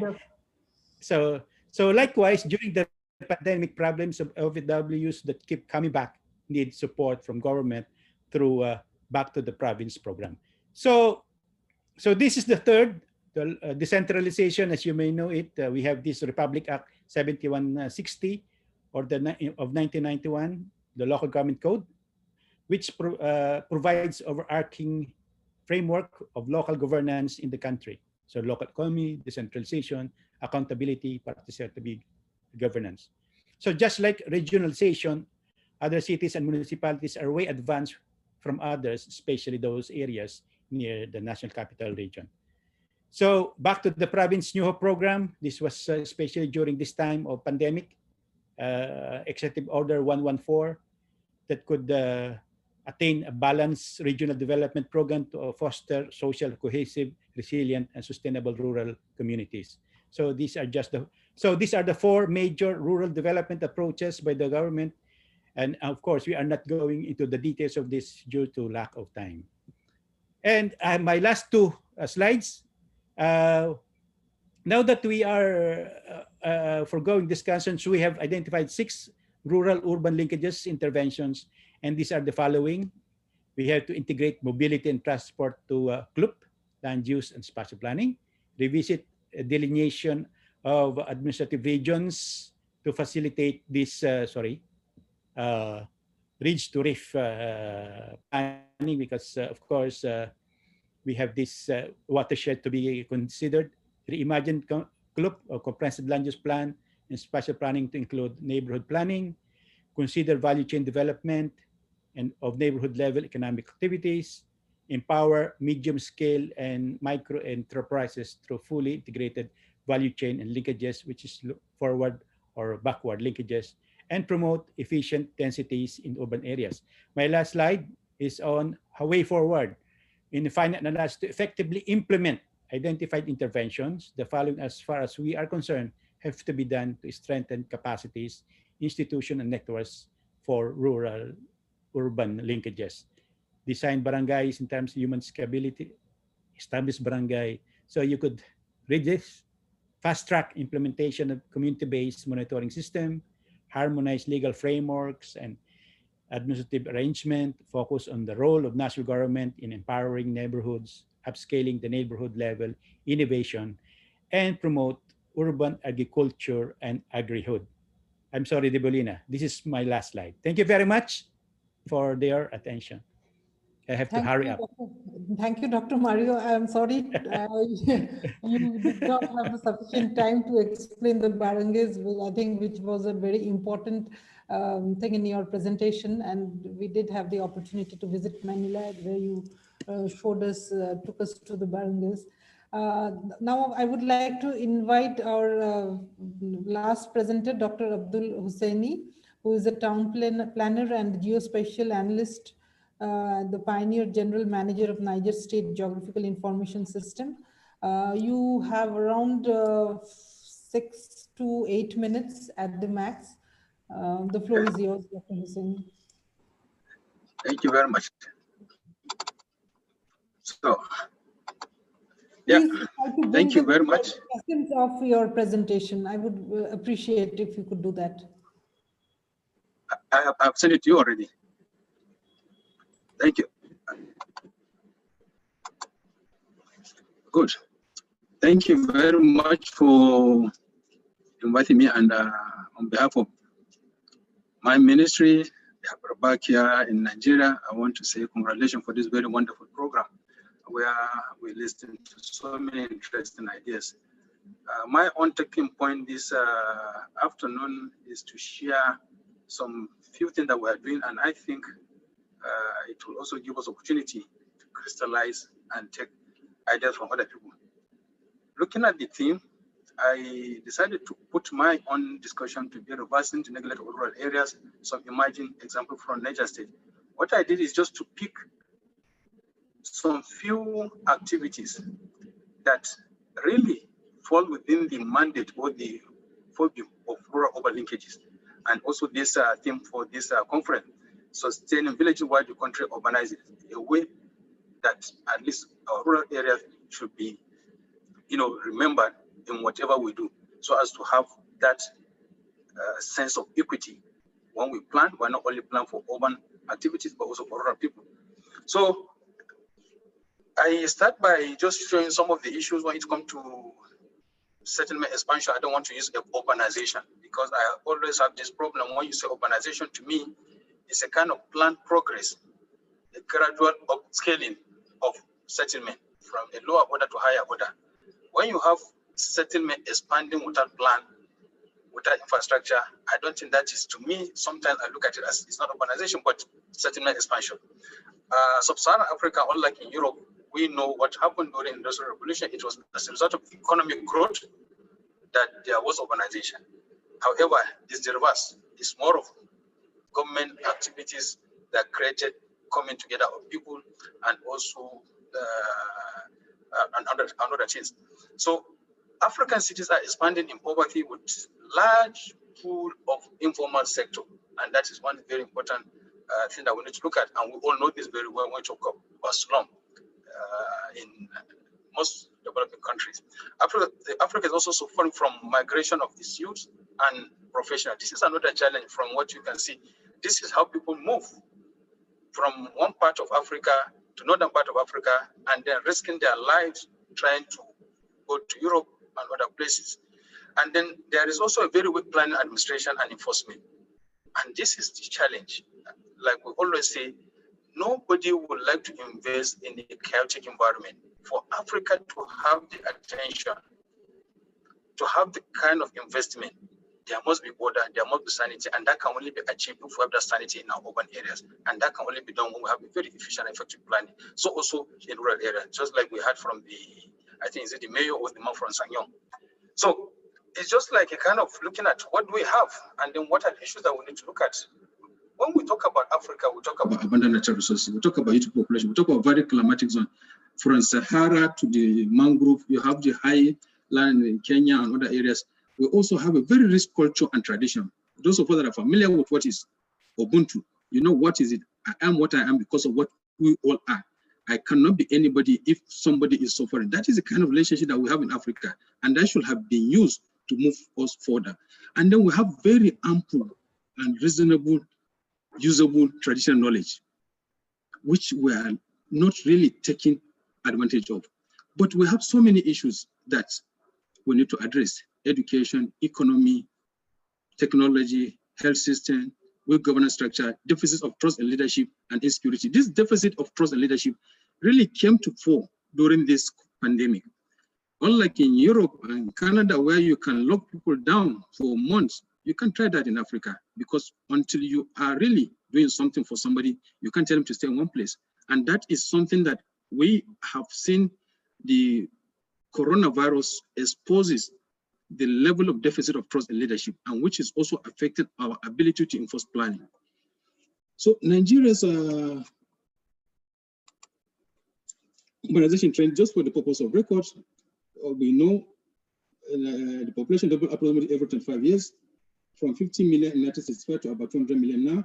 And with the current trajectory, this population is likely to grow twice in this century. That's made it to overtake USA by 2050, and then we'll be sharing stage, maybe in third place behind China and India. We have moved in 1967 from 70% rural to over 60% urban now. What are the features of this growth of population in Nigeria? Of course, it's growing not only inside, but also in inequality. As you have more people, so also you have gap in inequality, and that is a major challenge at this time bomb. 80% living in informal, unplanned, and mostly unserviced areas. In fact, the life they are living in urban areas is worse than rural areas.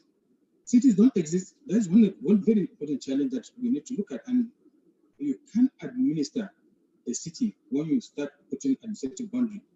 You have, for instance, Lagos or Kano, where you have administrative units, local government about 3, 4, 5. When you are to manage a city, the city doesn't respect boundary. And this is one area that I believe is important we look at. What are the efforts towards institutionalizing human settlement planning and development in Niger cities? I just took 2 or 3. We have United UN collaboration with Niger State, which has been very wonderful within the last 3 or 4 years. We have been working very closely to prepare urban policy. I think Niger State will be the first after the national government to have urban policy. We are also working on preparing integrated development plans for Mina and Suleja, and we have the smart street strategy for Suleja, and there is overall linkages. Why this is important? The government has been doing so many things. Sometimes you can do so much, but you don't even know how to report it within the context of the sustainable development goals. And that is an important area that we need to tell people, you are doing good. You need to know that what you're doing is in order. And that really also take me to the next intervention area, GIZ involvement in Niger State. GIZ started their involvement even before the overall linkages. But what they have done clearly is within the context of overall linkages. What we have done, the first little work we did was on Slum Mina, where 80% of the people are living in informal and unplanned area. And then we have the second support from GIZ mini grid rural electrification program. The reason why we mention GIZ, it's like a kind, and that is the idea of development. When you have a very small idea, and then somebody supported you with an idea, and then maybe funded the initial, then let it go out like a kind of fire that will be, seen everywhere. GIZ sponsor one of the most outstanding mini grid project in Niger State.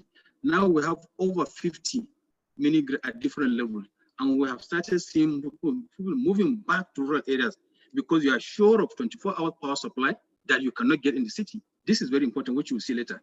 And then we have World Bank that is working on RAM, and then NIUA. RAM is rural asset and mobility that is providing rural access to some communities, and then NIUA is to do with erosion and flooding, which are also a World Bank project. Some of the projects that we are doing just for the purpose of what are we trying to achieve. Abdul, you have a minute more. If you could. I will move very fast now. This is a project that we're really working on. It's a new project. We're sharing ideas, trying to improve some of this informal settlement within Mina by working with the people directly. And we have seen a very positive result from the conceiving of this idea and the support we're getting from the government. And then 2 based on what we have, is just a road that we will look at, and then we improve, provide sit-out area, provide drainage, provide. These are things that we are working towards, and I believe it will go a long way in improving the living condition of the urban area. Then the mini grid that I mentioned, if you look at this, I just few that we mentioned. These are number of projects that we have. We have about 50, but the first one by GIZ, 100 kilowatt, was funded. And then all the meters were given by GIZ, and this community is now really doing very well. And they are economically more viable now than before. They are attracting people due to stability of power, which is very important. Then this is just the spread of where we have that, and this is just to tell you how to get to that community, yet they have electricity. And then the other is the road. I just tried to highlight, because we're talking about how do we revitalize rural areas, by providing what is important, like road. If you look at the total length, 391 kilometers in different communities across the state, I think this is something very important to look at. Then this is how it happens. You can see the road that they are providing and bridges before and after. Just imagine this is the way they live, and this is how it looks. And then when you're going to Jenga, so something that, and that is what I have learned from Songyang, this acupuncture, whatever you think is necessary to change the narrative, do it, and then you see the action. So, functional militating against orderly development, in Niger, of course, urban governance structure, land ownership, personal attention, is a multi-economic planning without consideration of the spatial dynamics, poor communication and trust issue, because we don't talk, we don't explain. You have to communicate with the people that you're planning for, not just to say this is the plan, and then politics. As long as you put politics in your planning, then they are to the point of determining what should be done, not according to the standard, I think there will be issue. Then what is the way forward? Of course, responsible and appropriate planning strategy, effective and inclusive governance structure, emphasizing and embracing all forms of education. This is very important. You just don't come with your plan. The rural people that we think they don't have the formal or the Western education, they are very well informed with local knowledge that we need to know. We should document so that we can use. And then we should empower our youth and women to participate in planning and implementation. You just don't plan. You don't know what they want. Maybe they need space where they can use skating. They need space where they can play snooker. So just don't think you know what they want. You need to do with them. And then identification, utilization, and documentation of traditional knowledge. This is one thing that is lacking. And we're losing so much and so many of these ideas because we don't document them. Interestingly, India, China, they're doing very well in this. I think we are yet to do much in this area in Africa. I believe it's something that we need to do, and we must start now. Thank you very much. Thank you very much, Dr. Husseini. I'm sorry for rushing you through. We do not have any time left for Q&A, so I would request the panelists to answer the questions in the Q&A section. And I would also request Dr. Remy Shiping, who leads the Policy, Legislation and Governance section with the Global Solutions Division of the UN Habitat, for his closing remarks.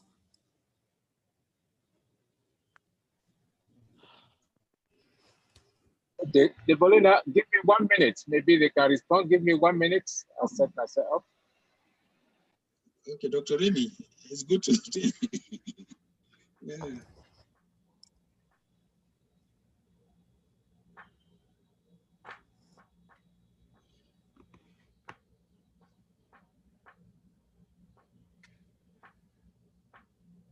Debolina, in the meantime, can they just maybe address 1 or 2 questions? Give me 1 minute. I'll set my system up, please. Sure. Debolina? Yes. This Kirti here, what I suggest is this, that A, if we need to kind of go 10 minutes beyond time, let's do that, because this is a very interesting presentation. We shouldn't cut them short.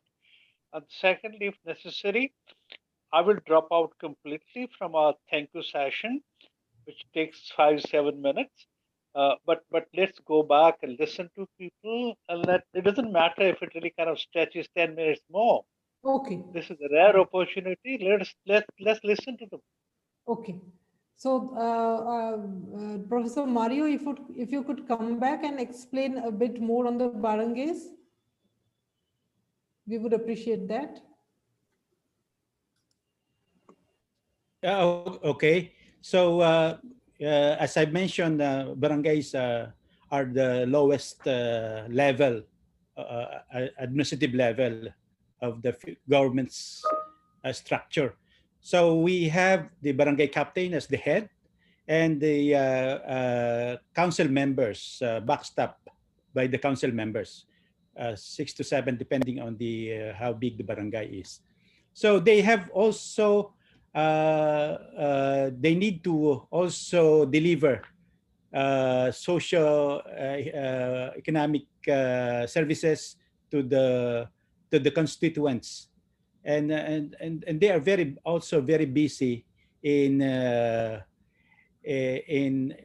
rural and urban development of the country. So so this is all, as I mentioned, the forefront of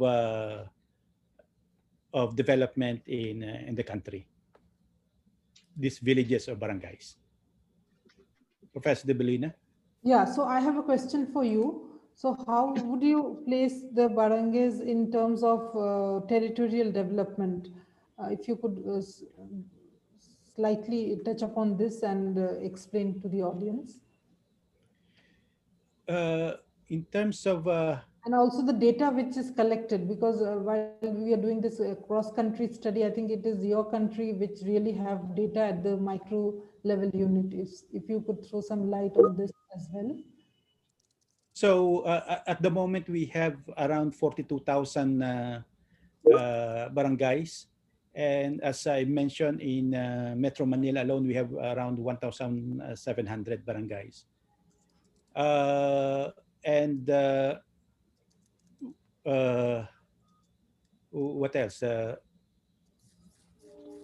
No, I would like to ask you that in terms of data collection at the lowest unit, in India we have the wards, in your country you have the so so you keep a live database with you, which really aids planning. We have in the preparation of especially our comprehensive land use plan and comprehensive development plan, we sometimes or most more usually we are asking the barangays. So we go to the barangays and ask questions to these and they have these socioeconomic data and so on and so forth. So that is also very good for planning and management of a municipality or city or a province. So we go to the barangays for data collection. Okay, thank you. Dr. Husseini, I would like to call you to explain. You did mention about the importance of education. So if you could throw some light upon this, how education would really help to integrate rural and urban spaces and bring about development and reduce inequality in your country. If you look at my presentation, I emphasized all forms of education. And yes, you did mention, so explain that. Which is very important. And what we are really, in most cases, emphasizing is more of the formal. While we have, so like we always cite the example of traditional birth attendants that usually help women when it comes to issue of childbirth. We have farmers that usually benefit so much from the knowledge of our rural people. The gap is most of these people with this idea are now gradually dying, and nobody is taking interest officially to say we need to know what is happening. So the kind of education that we are looking at is let's train people to know what is really around their environment, and let's also give them what is necessary wherever they are. The formal system of education should be encouraged, and that is why in the state we have very important emphasis on child girls education, because it's very important. So by saying education, we're talking about all forms of education should be given emphasis. We should encourage those that don't have the means to go to formal, then we use the informal, and then those that cannot even go for informal, whatever they are doing, we should appreciate their knowledge, encourage them to come to the mainstream so that at least they can show their talent And that talent can help in our rural transformation that we are looking for. So what is your final takeaway from this discussion? What is the most important thing you would like the audience to take away from this 2 hours discussion? I think, thank you very much for asking me this question. I was in a forum yesterday. We had a program with RC Scotland, which is a regional center on sustainable development. We have one in here. We have many in there that do very well. And one of the things we have raised is there is no way you will achieve most of the goals that we are talking about if you don't have efficient planning. And I like the way we are talking about territorial planning. We are not trying to, there's not segregation between urban and rural. Just the way we look at sustainable development from the World Summit of Sustainable Development in South Africa, where they created a kind of movement, decade of education of sustainable development, where UNESCO came in, we have UNEP came in, and everybody. I think as planners or people with interest in the human settlement must look at human settlement as a kind of important thing that we need to start a movement to encourage that planning. Look at what Songyang is doing. Don't discard what you have just because you think this is modern. How do we change the way we plan? How do we encourage people to do what is right so that they can live wherever they are with what they have and get the best? So my takeaway and from this is let's work together, emphasize the value of good plan or planning, and to let people know that nobody will invest in any environment that is chaotic. And you can only achieve order when you know what you have, then you can measure it and you can manage it. Thank you very much. Thank you. Mr. Angela, if you are there, if you could come up with your takeaways from this session. Yes, I have just 5 minutes. Yes. Okay. Do you hear me? Yes. Yes. Okay, I read the question. Do you emphasize on multidimensional poverty? Do you apply the same set criteria to compare poverty levels in urban and rural? Yes, that is a very, very big question. We are talking about that in Colombia, maybe to think about multidimensional criteria considering rural conditions or rural features. But for this analysis, we consider the same variables in terms of rural and urban zones. But that is very important to say that this analysis in terms of municipalities and link that with the rural categories gave us a strong perspective of how are the conditions in rural zones. But I agree that it is necessary to have better measures for rural poverty, including, for example, access to land, the distance between territories and big cities. We are working on that. I'm not sure if the multidimensional poverty is the way. Maybe we need to think about other indicators and to have better comparison between rural and urban zones. Thank you. There are 2 questions for our African panelist, Mr. Husseini. Do I read out or you will answer directly? Go on, go ahead. Yeah. So one question is, you mentioned that instead of calling urbanization, you call it settlement expansion. Does it mean that all settlements that do not undergo a process of urban planning as invalid space? I think the problem here is lack of government will to rectify these problems. And there's another question for you. What is the interlinkage between spatial planning and economic planning in Niger State? As you rightly pointed out, investing in infrastructure, roads, energy, communication, and in addition to health and education is critical. So if you could kindly respond.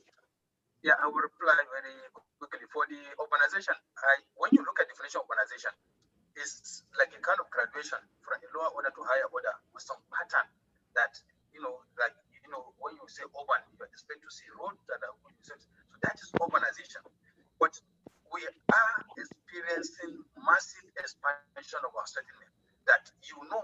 where is Marisa now come to Abuja, the capital of Nigeria now, the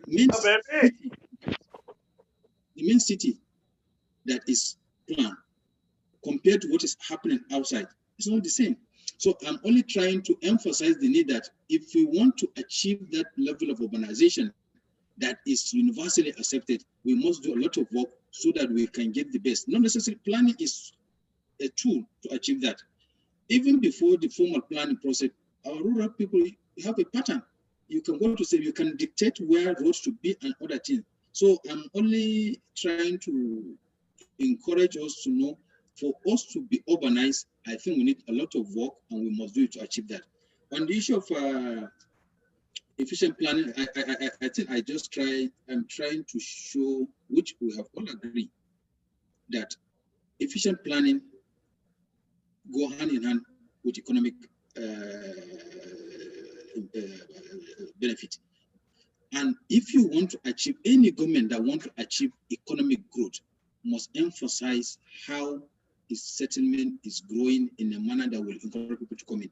So the efficiency in the city system will encourage investors to come, because movement will not be difficult. If I want to get something, I know where to get it. Addressing is not difficult. Water is available. So these are things that we all know. So you cannot, or you shouldn't just be emphasizing economic development without thinking of planning. And that is not only issue of, it's a national issue. And most developing, especially in sub-Saharan Africa, we emphasize more of economy, which is okay. But we are looking less at how are our city performing. The more you neglect the city, the more you are increasing the management cost, and then the more you make infrastructure very expensive. And that, I believe, is very important. When a lady from Kenya introduced something, the road diet. The more you think you have more cars, you provide more roads, you are just increasing what? Increasing more traffic congestion. You have to think out of the box. What kind of planning do you need to have so that to reduce the traffic congestion? Thank you. Thank you, Dr. Husseini. I think this your interventions are very relevant for our country as well. And there is another comment in the Q&A box. Dr. Husseini, efficient spatial planning should go hand in hand with economic planning. I think that's very relevant and important. So I agree completely. Yeah. I think this session was so interesting. We should have had another 2 hours of discussion in order to really get the best out of it, because we had panelists, very good panelists from all across the globe with very good insights, and that did enrich the session, but some more time would have really helped. Debolina, now I would call upon Dr. Remy. Yes. I would like 30 seconds because they want to, someone wants to know more about HOPE program in the Philippines. So this is the return to the province, or the new HOPE program, which is to address congestions in urban areas, and especially those people who are in informal settlements near hazard-prone areas in easement of rivers. So they are given support by the government through transportation going back to the province, and given support as startup money for, or allowance for them to have a startup in their own countryside for their development. So they are being given support by the government. Thank you. Thank you, Professor Mario. Now I would like to call upon Dr. Remy, who is the head of the planning branch from the UN Habitat, for the closing remarks. Okay, thanks a lot. I hope you can hear me. Yes, we can. Yes, always a pleasure listening in, learning, and educating myself of what is happening around the world on the urban rural linkages. And just to see so much enthusiasm and interest in this area of work, and a lot happening, many changes, many people with convictions in this particular area of work. Very pleased as well that we have joined hands for the first time with India Habitat Forum to organize this interesting session as part of their series, but also complementing what we are doing. Very fortunate that Professor Kundu agreed to pull this panel together with some colleagues to make sure that we have a very interesting discussion. Just a few things from our side that we know. Yes, we have been trying to push the boundary of the urban rural linkages not to be limited to demographic. So I heard some of the discussions around this, that we should not be just looking at the demographic, but also all the varieties that come with urban rural linkages, including the case of Philippines, where they actually go beyond the country to look at linking people from rural areas to international migration. So this is very much alongside some of the things that we have been thinking, that the territorial approach had to be flexible enough not to be limited even to a country or region. You have to be flexible to understand that when it comes to link and connections and putting the dots together, it could be from one place to many places as well. I just want to submit that as you work on urban linkages, very much at an approach, we can maybe aiming for something more valuable, things that we heard in the discussion that are subscribed to, things such as the quality of life, wherever you are, the issue of equity, the issue of inclusion, and if you use the motto, do no harm, wherever you are in urban and rural areas, your intervention will not harm or negatively impact the other parts or other people in different parts, then we'll be more conscious of where we live and that we are not in an island. At UN Habitat, we think that one of our roles is to promote partnership connections with, like in this case, bringing a dialogue together so that people can learn and be encouraged by some of the interventions, some of the efforts that are being undertaken somewhere. So that's one effort that we keep doing and connecting the dot. And here I hope that many people will find, or many panelists and those who participated will find the opportunity to keep the conversation beyond what we just had and connect and get to know what other experiences, who are the other, I don't know, urban rural enthusiasts out there that we can, they can connect with. The other thing is really that idea that came up as the point of indicator, I think from Colombia, we are also thinking of what are the type of ingredients or parameters or indicators we can use to actually tell if there are, urban rural linkages are actually there or are working or not. So that's one area we are continuing investigating. The other area we are looking at is the issue of making urban rural linkages more tangible. And I think that's one of the ideas Dr. Abdul mentioned on acupuncture projects and the Songyang and other places and Colombia, the Philippines, tangible things that can make this moving beyond concept to just be talking about actions rather than talking about what we need to do, but what have been done and how we can show urban rural linkage. So we are moving very much towards showing practices, example of where it's working, to move the discussion on the definition of what is urban, to see what is rural, what is urban rural linkages, to show things that are at work. So to finish off, we think that as we are continuing this journey, we feel that it's important to start looking at not just one size fits all when it comes to urban rural linkages, but we can think of hard urban rural linkages, hard approach or hard intervention like infrastructure we heard earlier, but the soft side, we heard education, we have governance and other means to make that work. So we should always keep that in mind, that we have soft and hard, we have tangible, intangible, and I recall the case of Songyang where they mentioned the intangible culture and the linkages that sometimes you cannot touch, but they are there because we all feel and believe that we come from somewhere and that connection exists. It can be spiritual and any other forms, but that's part of the linkages as well. So we are pushing the boundary toward that direction, and this conversation had given us hope and encouragement that we are not alone, and we count on you in that journey and the work of the urban rural linkages where no one and no place is left behind. Professor Kundu, thank you very much. Thank you. Back to you. Yeah, thank you, Dr. Remy. It was great listening to you.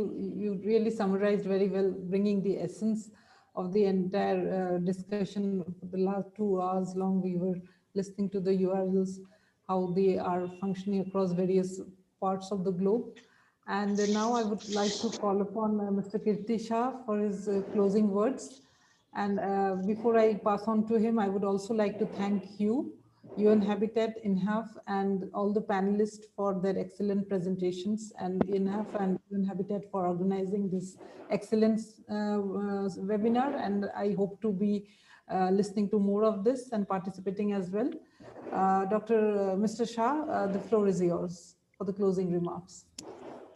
Thank you very much. I had committed that I would sacrifice, my presentation so that it could continue a little longer with the international group, and I'll stick to it. So I had a fairly long sort of summary to do, but I would not do it, and I think just quickly kind of go through my responsibility of thanking UN Habitat for help in both conducting and planning this workshop. And believe me, it's a remarkably good workshop that it would not have been possible without Habitat help, because it's hard to kind of get such a diverse group of people from across the globe to share their work, share their experiences and learning. And therefore, very many thanks, Habitat, for making this possible. We are very grateful. Thank you, Debolina ji, for a very efficient conduct of the webinar, as well as very thoughtful and very well presented setting of the scenario that you did. You brought out very interestingly all the major themes concerning rural-urban linkages. Thank you, Kia, for introducing this webinar. I must thank personally this remarkable panel. So thank you, Dr. Abdul Husseini, Dr. Angela Penagos, Adriano Campolina, Professor Mario, Ms. Wayne, and of course, Ms. Lei from UN Habitat for excellent translation. We really remain grateful to all of them. I'm also, of course, grateful to my colleagues at Studio Habitat INHAF, especially Radhika, Elika, Shimul, Dhwani, and Nita for work behind the scene in order to make this possible. What would have taken 8 or 10 minutes, I'll do this in 2 minutes because there is not much time, but just wanted to kind of bring back some of the issues which I think are very critical in the context of urban-rural relationship. The first is this, that in the Indian context, what we do not talk about, but which is very important, is this, that there has been a structural changes in rural economy. We had a share of agriculture economy to GDP, 50%. We started, I think, in 1950, and share of labor was about 50%. That remains more or less same at this point of time, but the share of agriculture to GDP has come down to 14%, and that impacts living, that impacts sustainability of villages, that is essentially pushing people out to villages, and I think that's a very important structural factor that needs to be considered.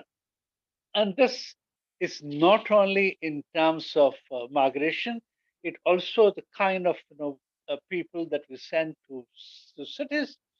I say this all the time that when a distressed village migrant leaves for the city, he has just two things in his suitcase. He has poverty and he has skill that he cannot use in the village in the cities. And that adjustment is very difficult. That I think transforms some of the poverty from villages to cities, and essentially lands people in slums, which is very difficult. Third point I wanted to kind of mention, and I think you did mention, but I think something very important, and I think it's innovation in terms of handling rural poverty, and in some way, rural-urban linkages is the Mahatma Gandhi National Rural Employment Guarantee Program. It's a significantly important social safety net, which showed its potential and its utility during this pandemic when people moved. It's a very large program, and I think doing a lot, and there is a lot for the whole world to learn about, at least especially I think the developing world and Africa. I think time has come to develop urban Manrega, urban employment guarantee scheme, right to work, because we have problems which are comparable and they need addressing. We also, I think, should examine very quickly how do you make our development planning instrument, I think, much more efficient. We have urban development authorities, which essentially went beyond city boundaries and have included smaller towns and cities and the villages, but we are not doing justice to their development need, even though they are part of the maps that have been made. We also must look at the exploitative relationship that exists. We plant all our industries in the rural areas, and what rural areas get is the pollution and water scarcity. Jobs don't really go to them, and that entire scenario needs to be looked into. We also must look and examine this whole issue of the need to redirect some of the population growth that is taking place. If you are talking about 540 million in 2030 and 820 million people in 2050, and a large number of them are going to be, I think, in the large and the big cities, this is probably an opportunity for us to redirect something so that the growth happens in the smaller town and the pressure on the metropolitan cities is less.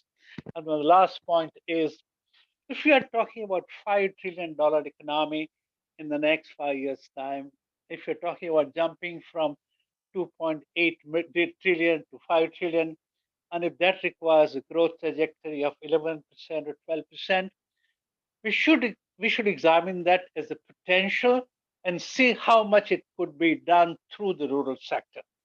The temptation is this, that I think cities are engines of economic growth, and let them be, I think, made more productive in order to kind of reach this target of $5 trillion economy. We also should examine what the possibilities are in the context of strengthening the rural economy so that they also contribute meaningfully in the context of economic growth, not only of the cities and towns, but economic growth of the country. So those are the kind of very quickly run through those points. I would have very much like 5, 7, 10 minutes more to talk about them, but there is no time. And thank you very much to everyone for making this possible. It was a remarkably good webinar, and we are grateful to everyone who made this possible. Thank you very much.